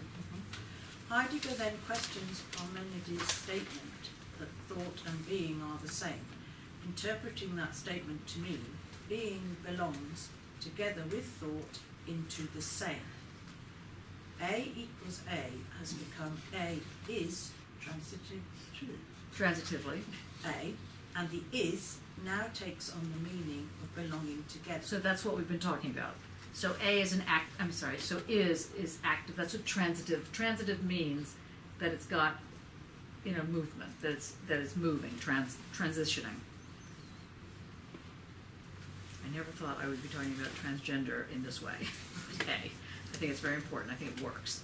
So the transitioning is. It's the is the transitive. It moves the A to belong with the other A. So it says here that, so first we have this thing that that something belongs together, but one of the reasons it belongs together is because it's bringing them together. Now that bringing something together, what does that remind you of in the earlier work of Heidegger that we looked at 2 weeks ago? In the bringing something together, it's okay. So it's the techna. So in the bringing something together, it's the way in which it's the way of something, the how of something. Whatever it is, it's not the why. It's the how. How do you bring it together? What's the manner in which it's brought together? These are the things you have to consider. So A is transitively, it's how the A is brought to meet the other A. Is that like Adorno's negation? Is that process driven? In what way? Well, in the for Adorno, it was the negation that is the action. It's the thing that drives the dialectic. I know it's not dialectic, but the sort of the transitive nature of those two things. Well, for Adorno, it's not going to be transitive. It's going to be transcendental or immanent. He's not talking about immanence here. There's none of this. There will be a notion of becoming, but it doesn't operate in the dialectical form because it's not sublating. It's not that form of becoming. This is something that is the manner in which you become something, in the manner in which you become attracted to something. This kind of. The dinosaur. Yeah, the Godzilla in the corner. The Godzilla in the corner. Oh, yes, I will know what that means if you put it in the paper. Don't do that. Okay. Okay. So go on. Heidegger understands the is in identity as the relation of belonging together. So have we got that now? Have we got that the is the relation of belonging together? And another way of saying it is that the is the fire. The is the intensity. The is what makes it burn. What makes it glow. The is gives it its smell. The is not this kind of, nothing thing. The is smelly. It's got colors. It's got it's what makes it hang together. It's sticky. Okay. Okay. Yeah. What is it? And it is this new meaning of identity which concerns him in this lecture. What is new about this understanding of identity as a relation is that the relation first determines the manner of being, of what is to be related, and the how of this relation. Okay, so the techna, the way in which one grasps, and the how that grasping develops. This is your artwork. You're in an ocean of a world. How do you know what to grab? Now, true, sometimes you just grab that which is laying around, and that's completely legitimate. But it's not going to work just because it happens to be laying there. So you have to figure out, how does it make that buzz? How does it make that intensity happen? Okay. Go on. You're doing very well. It is perhaps difficult for us to think of a relation as being more original than what is related. But this is what Heidegger requires of us. This relation is then no relation in the ordinary sense of that term. We do not know and we cannot predict what is related. Man does not have the static essence of the animal rationale or the subject thinking its object. One of Heidegger's most basic insights is that we do not know what man is, even if he could be understood as a what at all. To say that an understanding of being is subjective because man is involved in that understanding is simply thoughtless. I don't feel bad for anybody who mentioned the word subjective at this side of the table. He's just saying here that the reason that's a problem, and this is what you'll find in the move that happens in postmodernism, is that the whole problem of subject and object gets thrown out. And what you start dealing with, really, is the is.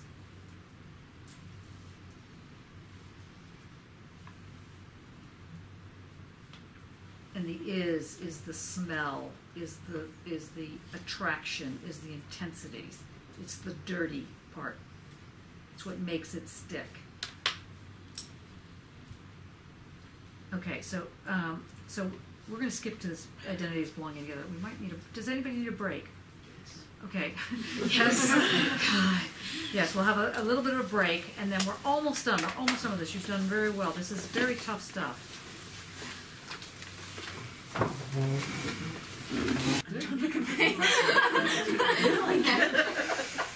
Now, somewhere I have on this table, I hope, peregrinations. Do you see it anywhere? It's a little book, which was like 50 pounds. I mean, I lost it already.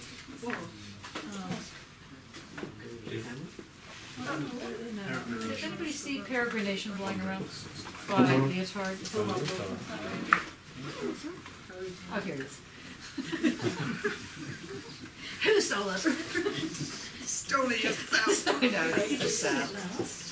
Okay, Peregrinations, Law, Form, Event. This is a very important book. Impossible to get a hold of, so you're welcome to borrow it. I think we've got, we might have a copy on it on the Dropbox. I'll pass it on. And it's really great. Leotard, it's one of his early first works, where he basically starts out by saying, I really didn't know what I wanted to become.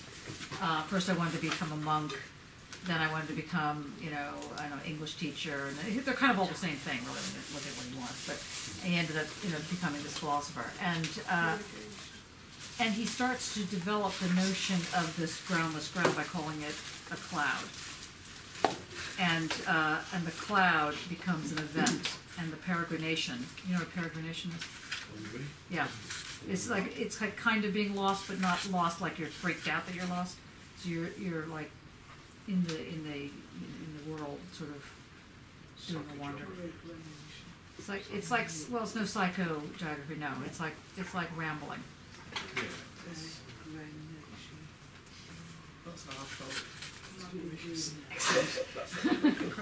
Our very own Leotard. Peregrinations. Yeah. It's just that I think there's a photocopy. I know I just borrowed it to someone. I just loaned it to somebody. Not one of the photocopies I have, but I think it was only of the cloud section. Somebody at some point can borrow this and photocopy it and put it on the thing. That's fine. Okay, they'll all jump at once to do that. Okay, right, let's go back to this. Okay, so we're almost, now listen, give yourself some credit. A little credit, you don't have to go overboard. But give yourself some credit around sort of kind of getting this.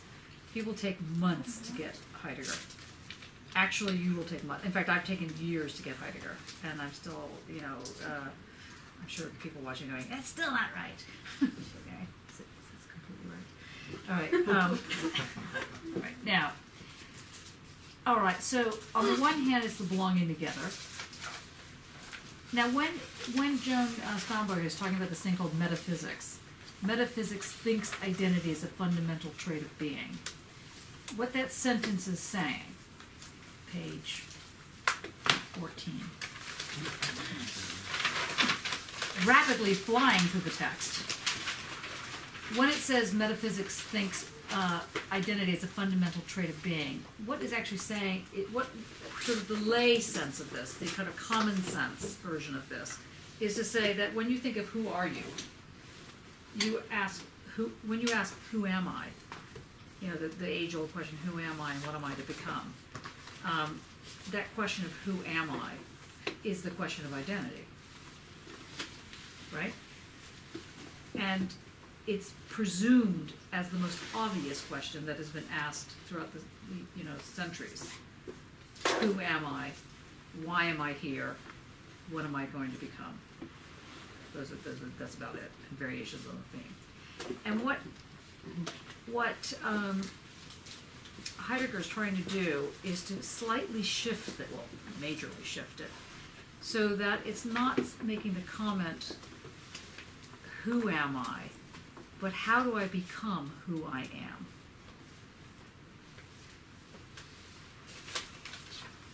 Now, that isn't, now you can, maybe for those of you that know Judith Butler's work, you can hear a little bit of Butler in this.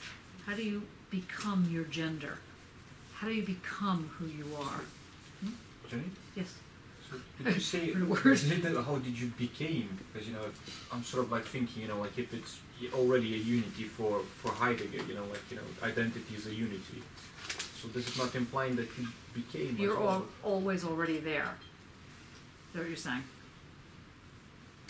Yeah, so it's like, yeah, you become, but you became as well. I mean, you know, if No, yes, in the sense that, sorry, no, in the sense that it's not past tense.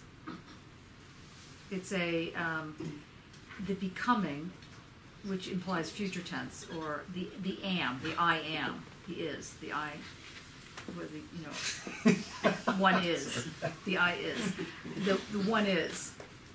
The is of something is what we're talking about here. Mm-hmm. So either the becoming, getting there, or became, having gotten there, is not where the focus is. The focus is on the is. So what do you bring to the table? It's not out of time. It's out of time. Or out of time. No, it's what do you bring to the table? Don't worry about the time question yet. We'll get there. So is that then linked to when Foucault talks about inventing oneself or yes, becoming? It's completely linked to it. Yeah. Foucault, one could probably go as far as say this is where he gets it from. Right. You know, so this is where Foucault's most Heideggerian. He's talking about you never discover who you are. You invent it on a continual basis. That's absolutely the stylistics of existence. Okay. Okay, so let's just skip that. Okay, and then we're going to skip this. Now, for those of you that are going to write on this, the ontotheological,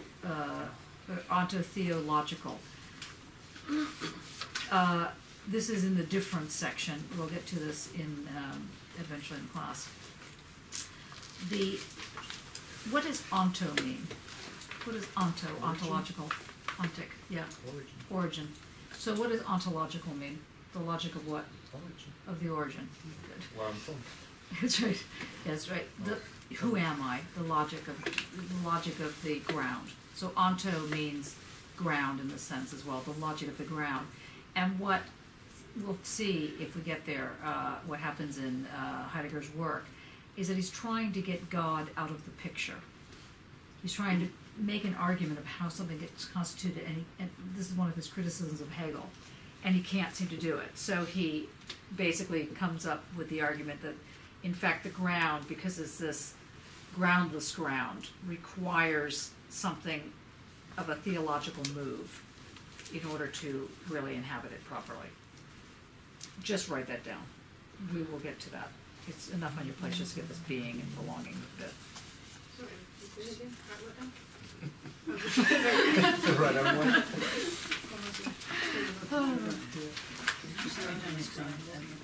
The groundless ground conceptualised as a means of getting around Hegel, did you say? Yes. It's not quite getting around Hegel. It's trying to resolve the position that Hegel put forward. So is there ultimately one ground for Hegel then? Knowledge is the ground for Hegel, but in the movement of the grounds, you know, there's the intuition, perceptions, you know, all those various grounds of the ground. Remember that? Yeah, but that's like somehow ends up like my essay, you know, like, and I'm like, you know, like it's sort of, it seems that it just, you know, everything needs to be conflated into one with Hegel, you know, and it's Yes. only like one thing, Yeah. one, Yes, and you know, like the Matrix. one and two, you Yeah, know, can't the be, one. Yeah, yeah, and that drives me. that's good. Thank you for sharing. Okay, now let's get back for this. Now, see, the thing is, what you need to try and grasp. You're right that this is.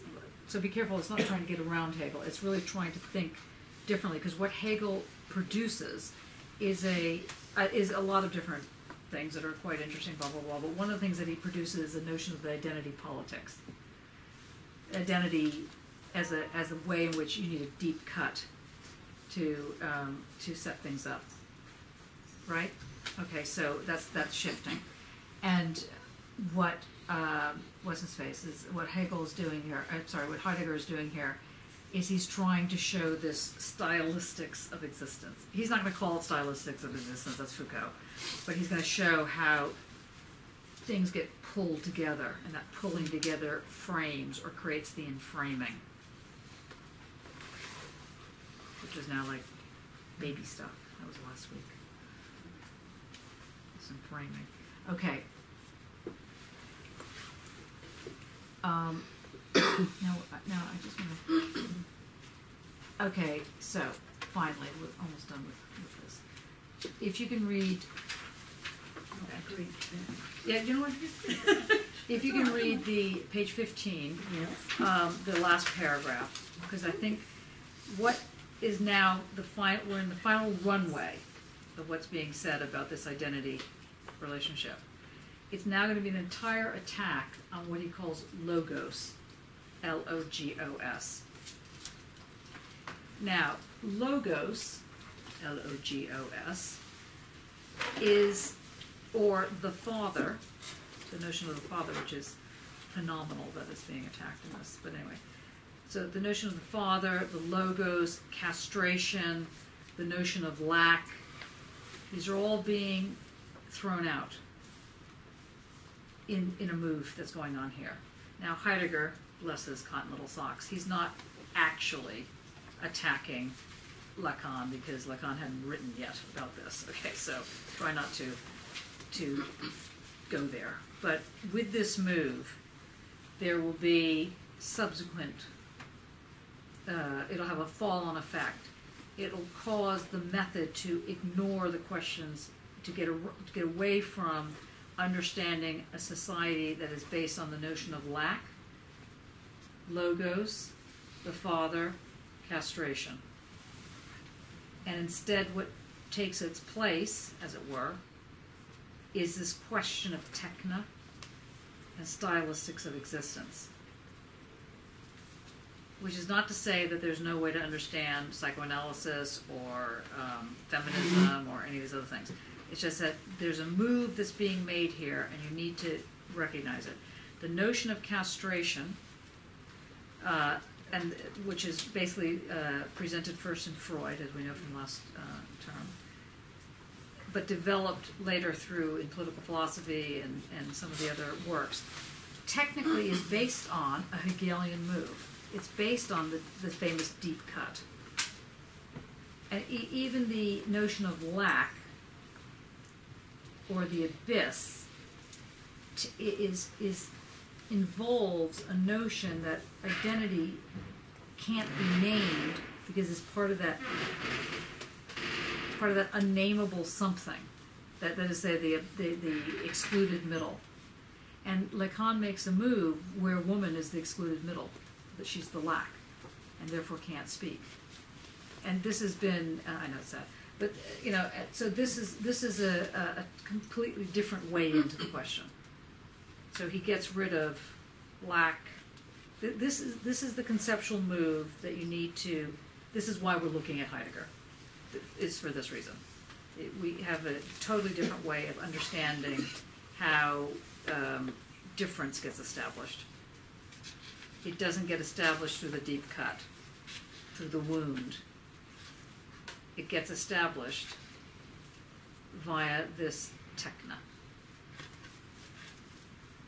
Now he's going to make a further argument, which is that it gets established in this time period this way, but there are other time periods it might have gotten established differently, because technology is the overriding, organizing feature of this world that we're in right now, by which he doesn't mean the typewriter. He means the logic of techno. Questions about that so far? It's really important.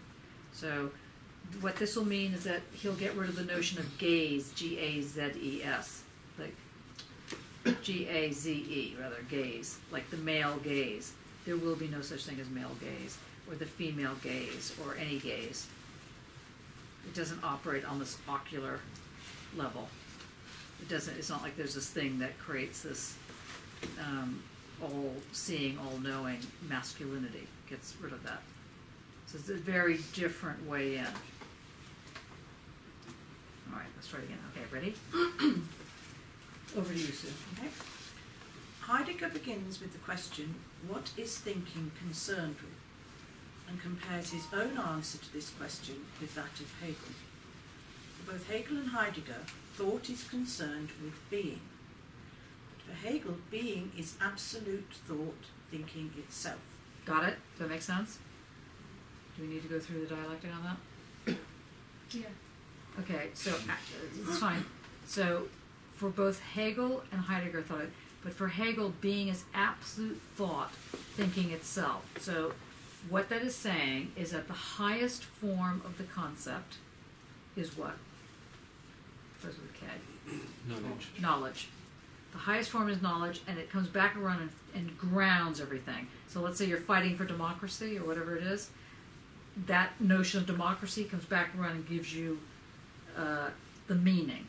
And for Hegel, the highest thought is a pure thought. The absolute thought is also what gives it its meaning, right? That is not going to how it's going to work for Hegel. Okay, go on. How does being come to manifest itself as absolute thought for Hegel? Since the beginning of metaphysics, being has shown itself as having the character of ground, of logos. Thus thinking has concentrated on finding being as the ground, on giving reasons, ratio, in answer to the question why. I'm just going to stop you right there. So notice how the word ground and the word logos has been linked. It means that concepts do. It means that the logic of the system gives meaning to the system. The logic of it, the telos, the dialectic, the logic of its movement gives meaning to the system. So there was a call for years and years and years, get rid of systems, get rid of rational thought. You know, honestly, this was like, you know, from about the 18th century onward, this parallel argument was going on. And what Heidegger is basically saying is that, no, you get rid of ground. You get rid of the kind of ground that creates a static notion of logos, despite the fact that it's all this movement going on and everything else. And so you have to come up with what he's calling the groundless ground. Because you still need something to give some sort of, you know, sense of cohesion. And so rather than go on the track of, well, let's figure out how the ground can be this kind of ground, that kind of ground, the lack kind of ground, the semi-autonomous ground, the negative dialectic ground, the, you know, the sort of surface ground, whatever. What Heidegger is going is, no, just get rid of the ground. And in its place, you have something that must talk about how it's manifests this relation. Okay, so he's saying, in answer to the question why, so the epochal clearing of being reached with Hegel, being has become the absolute concept grasping itself, which sounds quite rude, doesn't it? Okay, can you read that again? Mm-hmm. In the epochal clearing of being reached with Hegel, being has become the absolute concept grasping itself. The absolute has become the absolute idea. Does that make sense? Okay, don't believe you. Go on. This absolute idea moves forward through history towards the absolute total result of history, in which all individual distinctions are at once negated as being merely individual, preserved in their essential being, and elevated into the higher reality of the whole. Good. However, what happens with poor Heidegger? With Heidegger, the ground is not identity, the ground is difference. And that's what's gone in Hegel, isn't it? That's what's gone in Hegel. But actually, it is in Hegel, but it's not in Hegel in the same way. Because the notion of difference in Heidegger is not that it's the opposite of identity. It's not like it's contradiction. It is completely different than identity. So if identity is going in this direction, difference is going like over there. It is completely different than identity. Identity means a certain set of ways of thinking, and difference means that which isn't like that at all. Difference is completely different. So you could say the difference is the space, identity is the segment, although that might be horrible. Difference is totally other. Who talked about other? Somebody, you talked about it. So here's where we get to other, okay? So here's where difference is other, but not in the sense of the other like the shopping list of oppressions other, but other in the sense of not being like anything else you know. And like not being like anything else you know, that thing's called other. And that thing called other is difference. And anything else is identity. And taken together, that's what makes an identity happen. So as I was saying to Yvonne during the break, you could look at it like this, although promise me you won't tell anybody. You could look at it like this, that identity in the big sense of the word, like identity, let's say art, in the art sense of the word identity, that's what is the meaning that's being made, is made up of little identity and little difference taken together. It's not like it's made up of this thing called difference. It's that identity and difference make up the bigger picture called the is. Thank you for nodding. You're the only one at this point. Can you just remember it from last year? Okay. Right. But that's how I'd seen it. So, Mm-hmm. No, you want to give it a go? I was going to say, I ran through it in my head and it just sounded absolutely ridiculous. But I was going to say the difference is that which makes things different. That's right. Which sounds a bit like... Well, it sounds tautological, but in fact it's not. Yeah. Yes. Hard stuff. Okay, so it says here that, okay, Sue, for Heidegger. Oh, okay, I'll read it. No, I'm ready. Are you? Okay. For Heidegger, however, thinking is concerned with being in regard to its difference from being. Heidegger doesn't ask about being as the ground of beings. He goes from what is as yet unthought, from the difference between being and beings as difference, the ontological difference, to that which is to be thought, the oblivion of that difference. Okay.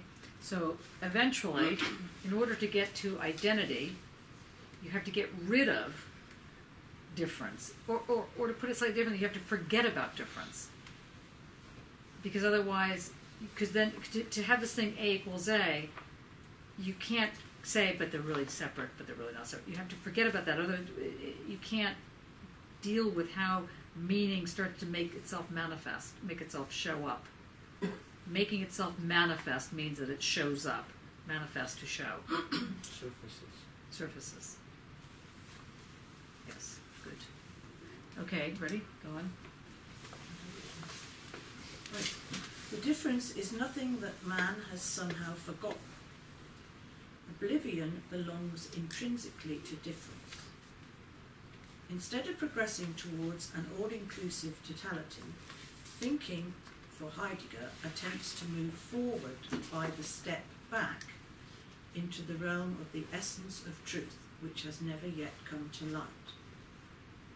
This step back allows being as difference to come before thinking without being its object. Okay, so I think that that should be the question that you look at for the book review. This step back allows being as difference to come before thinking without being its object. And if you don't put your knife in the head at that point, then you never will, because that's the core bit. So you have to ask yourself, what is this bloody step back he's talking about? Suddenly, we have a tango dance going on here. What is going on with this step back? How is it that it allows being to come before thinking? Who cares about it becoming before thinking? So we're going to read it slightly differently now. We're going to read for the word being, the word art.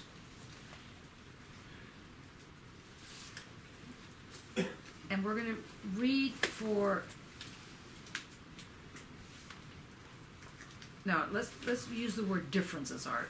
I think that's what we're going to use. Because when you're thinking about doing your artwork, if you were rationally coming up with, every single thing that would come in to make your work what you think work, it would not work. You would have, quote, overthought it, or in fact thought it. So what you have to do in order to make it stick together, that is, say, have some kind of rational cohesion, is to step back from it in order to let the differences start to populate. So can you try that? Mm-hmm. In fact, is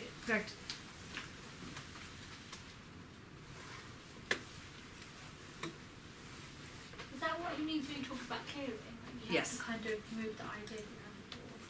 Yes. Does it happen? Yes. So you have to let your idea percolate.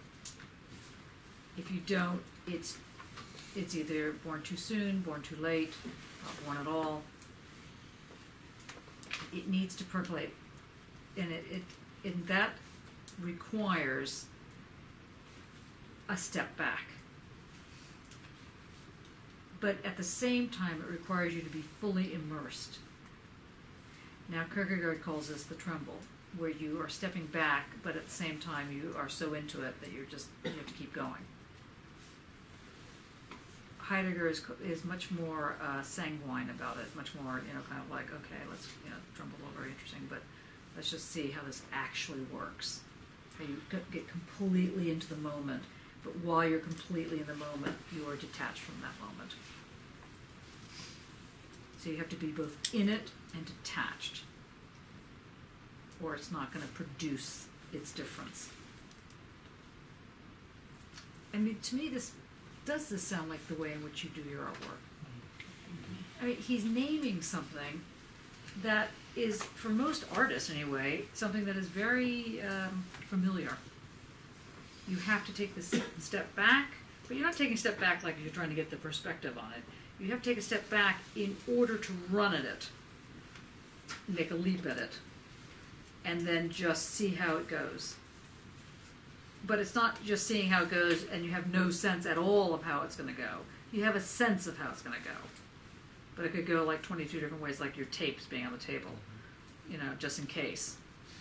You just had to do some other one that came up. It was, it's just, so you just have to think about this. So he's saying here, instead of progressing toward an all-inclusive thinking, this totality that Hegel comes up with, this notion of representation that John spoke about earlier. Heidegger tries to talk about how does that attraction happen? How does that notion of the relation get established? It has to get established by stepping back in order for the light to come up, in order for it to make anything make sense. You have to have a step back, step forward type of tango going on. This step back allows being as difference to come before thinking, without being its object, without being the object of thinking. So does that mean that you have to just let it be? It has to be You have in to the let it is. be. It has to have the is. Yes. It is. And in letting it be, it has to belong. Excellent. try it again. Can you say it again? Nope. Jama, you want to try it again? Because you're so close. You have to, Yeah, go on. I've lost. We're so close, but Yeah. so far away. You want to try it? What do you have to do to make it work? Forget about putting it in Heideggerian terms. Think about You your have to own be terms. in the moment, but also not in the moment simultaneously. And when you're in the moment, how does your thought process work? You're aware of it without being aware of it. That's how I relate it to my artwork. I'm there, but I'm not there. I call it being in the zone. Being in the zone. Yes. Filtered in There these is a terms. really before. If you think to Right. Yeah. Well, it's not reflective, but it's the still thinking. Is it? It's Think still doing. it's techna. Yeah. Yeah, It's yeah. the techna. So there's a logic to it. It's just not the logic of if A then B, if B then C. It doesn't go in that kind of logical path. The process is kind of happening as you're thinking it. Right. So Now we're going to Yeah. try one more word for tonight. And that word is, okay, if it's not this continuous thinking, what is it? It's discontinuous thinking. It's digital. This is the basis of the digital age. This is what you're learning tonight. This is why I find this course so important for you. You learn to think digitally, non-continuously. This is non-linear thinking. It is very raw. It's in its raw state. Can I ask what you mean by digitally? Because I haven't used that context before. I can understand what you mean by discontinuous thinking, but not digitally. Wow. Digitally what? I would say RAM for me, random access memory, which Oh, yeah, RAM. Yeah. Yes. Your computer, uses basically, doesn't go like from point O, A to B, it accesses multiple points, in the memory, and so. Okay, I'll explain it though, in case that didn't make sense. It did make sense, but is that what you meant by So, digitally? yeah, so analog thinking, analog doing, analog whatever, is a notion of continuous logic in the sense that you go from A to B to C. Now, obviously, you have a thing called an A, you have a thing called a B, and you have a thing called a C. So that might look like it's discontinuous in the sense that they're separate entities, but that's not discontinuous logic. Discontinuous logic is the logic that makes you go in a certain direction, and only in that direction, and not in any other direction. So it holds together precisely because it's going in a certain direction. Telos is a linear thinking. So it doesn't have to be in a line, literally. It has to be connected. It's connected up thinking. Is it hermeneutics? No, it's not hermeneutics. No. Hermeneutics is a different thing. Let's put that aside, but that's interesting. So it's the logic goes A to B to C to D, 1 to 2 to 3 to 4. It's got a systematic positioning. So there's an argument that in order to break out of that kind of way of thinking, you have to be anti-system. But it turns out you don't have to be anti-system, you just have to be anti-linear. And you probably don't even have to be anti-linear if you really get into advanced mathematics, but let's not go there. Anyway, so for the time being, you have this linearity, and the digital, the whole breakthrough with digital is that, as I said at the very beginning of the class, is that the digit is like your digits, they're separate entities, but that might have been a bad way to put it because it was just an early way to put it because it might make you think A, B, C, D, they're separate entities too. But no, what's separate about them, what makes it work, is that they work off of difference. They work off 0 and 1s. And the 0 is not the 0 and 1 of the many and the nothing. It's the 0 of the element of the segment and the plane. Yeah. The segment and the surface, let's say. And Yeah. and this computer can do algorithmic relationships. Sometimes those relationships, even though they're algorithmic, are in fact analogical. And sometimes they're not analogical. When they're not analogical, you have this combustion of imagination. And this is when they started realizing what artificial intelligence could do. Because artificial intelligence is about how a machine learns. It's not about programming as such. So learning is from discontinuous thinking. But that might have been a jump too far. Yeah. I just asked, is this anything to do with Braga? Of course, I think it's pre-ontological. Who says this? Braga. Leo. Oh, Braver, yeah, Braver, sorry. yeah, that's right. Yes. He takes us think, we get by without think. Actually, contrary to what philosophers think, we get by most of the time without thinking at all. Right, that's we right. just relate and perceive and intuit and all the rest of it, and there's no thought going on. It's only when we think about it that we start thinking. Yes, and sometimes when one thinks about it, what is happening is that you're actually not thinking. No, you're just stopping everything, taking it out of context. So that's why another good book to review is Heidegger's What is Called Thinking. It's exactly that. It's basically identity and difference, but from the point of view of literally talking about what is thinking. And for Heidegger, it's how you immerse yourself. It's the immersiveness of something. That's what thinking is. Thinking allows you to drop yourself into the ocean and make something happen. That's what is called thinking. Anything else is some shabby form of it, is some sort of rationality or logic. There's logos. Representational thinking. Yeah, representational thinking. Heavy stuff. Good. You dead? Yeah. Good. All good. Happy. My work is done. I feel much better now. Okay, so do you want to ask any questions? Because we're a little early.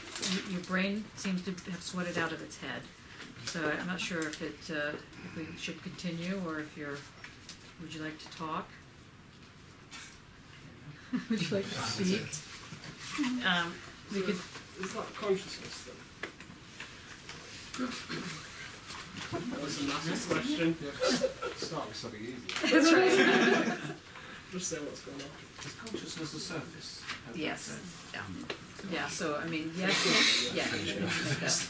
Yeah. You could make that an argument. That's where AI comes into it. That's where AI comes into it. Yeah. Let's just do one last little bit then, just because you don't want to leave, really. Don't have energy to leave. That's right. That's what it is. I've got you. You're all stuck. Okay, so let's just turn to, just so you know you've done it, let's just turn to page 23. I know. Sue, how exhausted are you?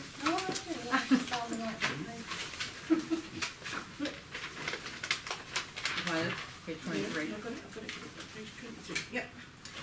And in his own words, if you can read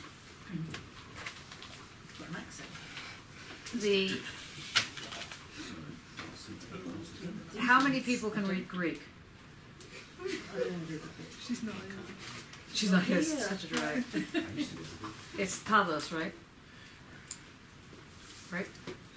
Not tados, not you. Idiom. Okay, never mind. Okay, let's just go down. If you could just read, so you've now heard the same thing, and see if just keep your eyes shut, except for Sue, and see if you can imagine this identity thing happening. See what's really going on. See what you hear.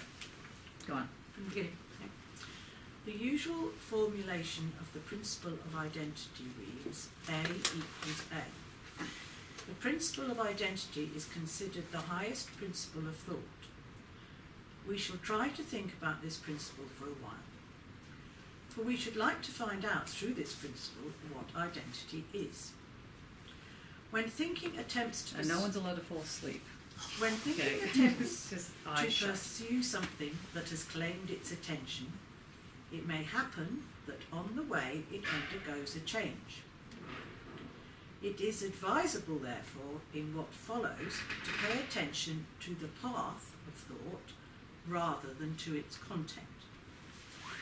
To dwell properly upon the content would simply block the progress of the lecture. That just cannot happen. Okay, go on. Okay. What does the formula A equals A state, which is customarily used to represent the principle of identity? The formula expresses the equality of A and A. An equation requires at least two elements. One A is equal to another. Is this what the principle of identity is supposed to mean? Obviously not. That which is identical in Latin, idem, is in Greek, whatever it is, translated to whatever it is, means the same. If someone... Well, you notice that the word, whatever that is, telavro, I think it is translated as exactly what it says. See that? See, it's exactly the same word. You do see how those are the same. I know you have your eyes shut, but when you have your eyes open later, you'll see it's the same thing. Okay, go on. If someone constantly repeats himself, for example, the plant is a plant, he speaks in a tautology. For something to be the same, one is always enough. Two are not needed, as they are in the case. In, what's that word? In the case of in equality. the case of equality. The formula A equals A speaks of equality. It doesn't define A as the same. The common formulation of the principle of identity thus conceals precisely what the principle is trying to say. A is A, that is, every A is itself the same. Now, let's not, realize that the dinner table must have been totally riveting when he went on about this. But now we know that he's going to develop this A equals A. So he's really saying, bottom of page 24, that paragraph, the very last sentence. Yep. The more fitting formulation of the principle of identity, A equals A, would accordingly mean not only that every A is itself the same, but rather that every A is itself the same with itself. Sameness implies the relation of with, that is, a mediation, a connection, a synthesis, the unification into a unity. This is why throughout the history of Western thought, identity appears as unity. But that unity is by no means the stale emptiness of that which, in itself without relation, persists in monotony. Okay, I'm going to stop you right there, and then we're going to end. Because what is it that creates the mediation for Heidegger? The mediation for Hegel is the sublation. That you take the antithesis and the thesis and one gets sublated into the other. They're point for point in contradiction to each other. And that deep cut is the monotonous, what he calls the monotonous, emptiness. The stale emptiness is what he calls it in between. So what is it for Heidegger? Difference. And? No. Difference. Difference was said. Oh, sorry. And? Identity. Identity. So the unity, that equal sign, don't forget, is identity and difference taken together creates identity.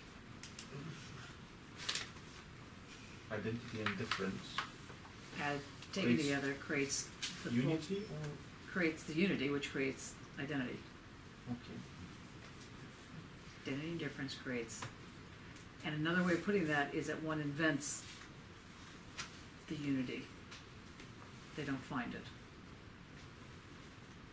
Otherwise it'd be determinist. Yes. And scientistic. Oh, is that how you get to chaos or something? Yes. Yeah. Yes. It's deterministic. Yes. Bing, bing, bing. Okay. And now, if you sit here any longer, we'll go through the rest of the book. So we're good to go? I mean, not to leave. I meant good to get into the next phase of this exciting moment. Good. You see what's happening here? It's the digital. Okay, don't all shut at once. That's good. Excellent. Well done. Bye. Okay, that's right. Moving slowly along.